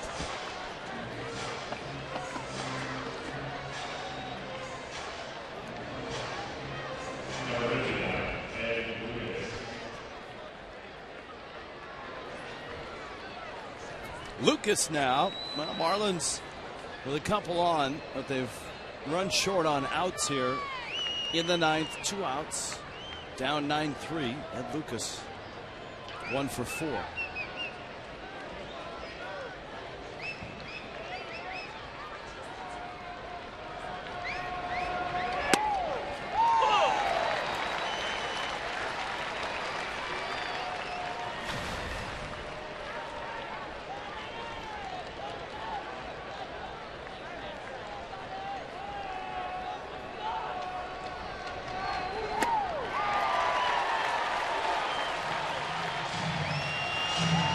Don Roach now is a strike away from ending this one.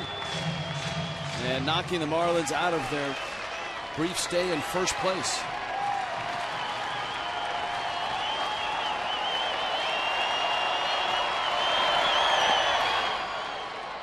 $27,000 here on a Saturday night.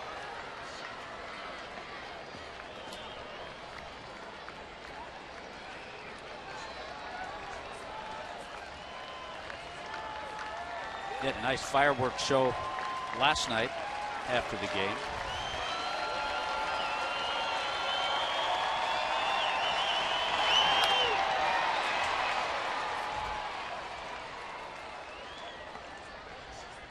I'm just thinking, we saw former Padre Cy Young winner Randy Jones the other night. And in a regular 7-10 start game, Randy Jones and Jim Cott pitched the game one night, and it was done before this one's going to be done.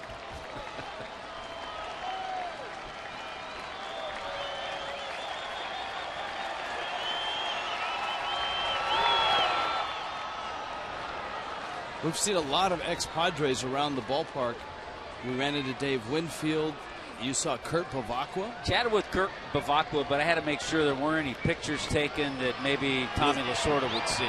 That's right, because we're going to see Lasorda, who signed you as a scout, managed you in the minors. I'm not going to mention to Tommy that I talked to Bavacqua. 2-2.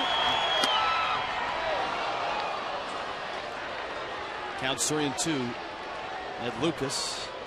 Marlins trying to get Giancarlo Stanton up here. Down a bunch. Don Roach trying to finish it.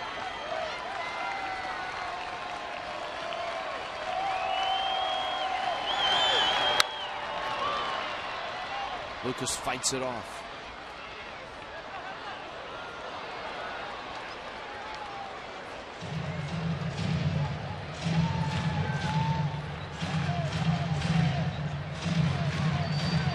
Last game going in the big leagues. Miami's bullpen blowing up in this one. Nathan Eovaldi lasted just 5. It was 2-2 when Eovaldi left. And in the 6th inning, the assault began. The Padres scoring 7 times against Miami's pen.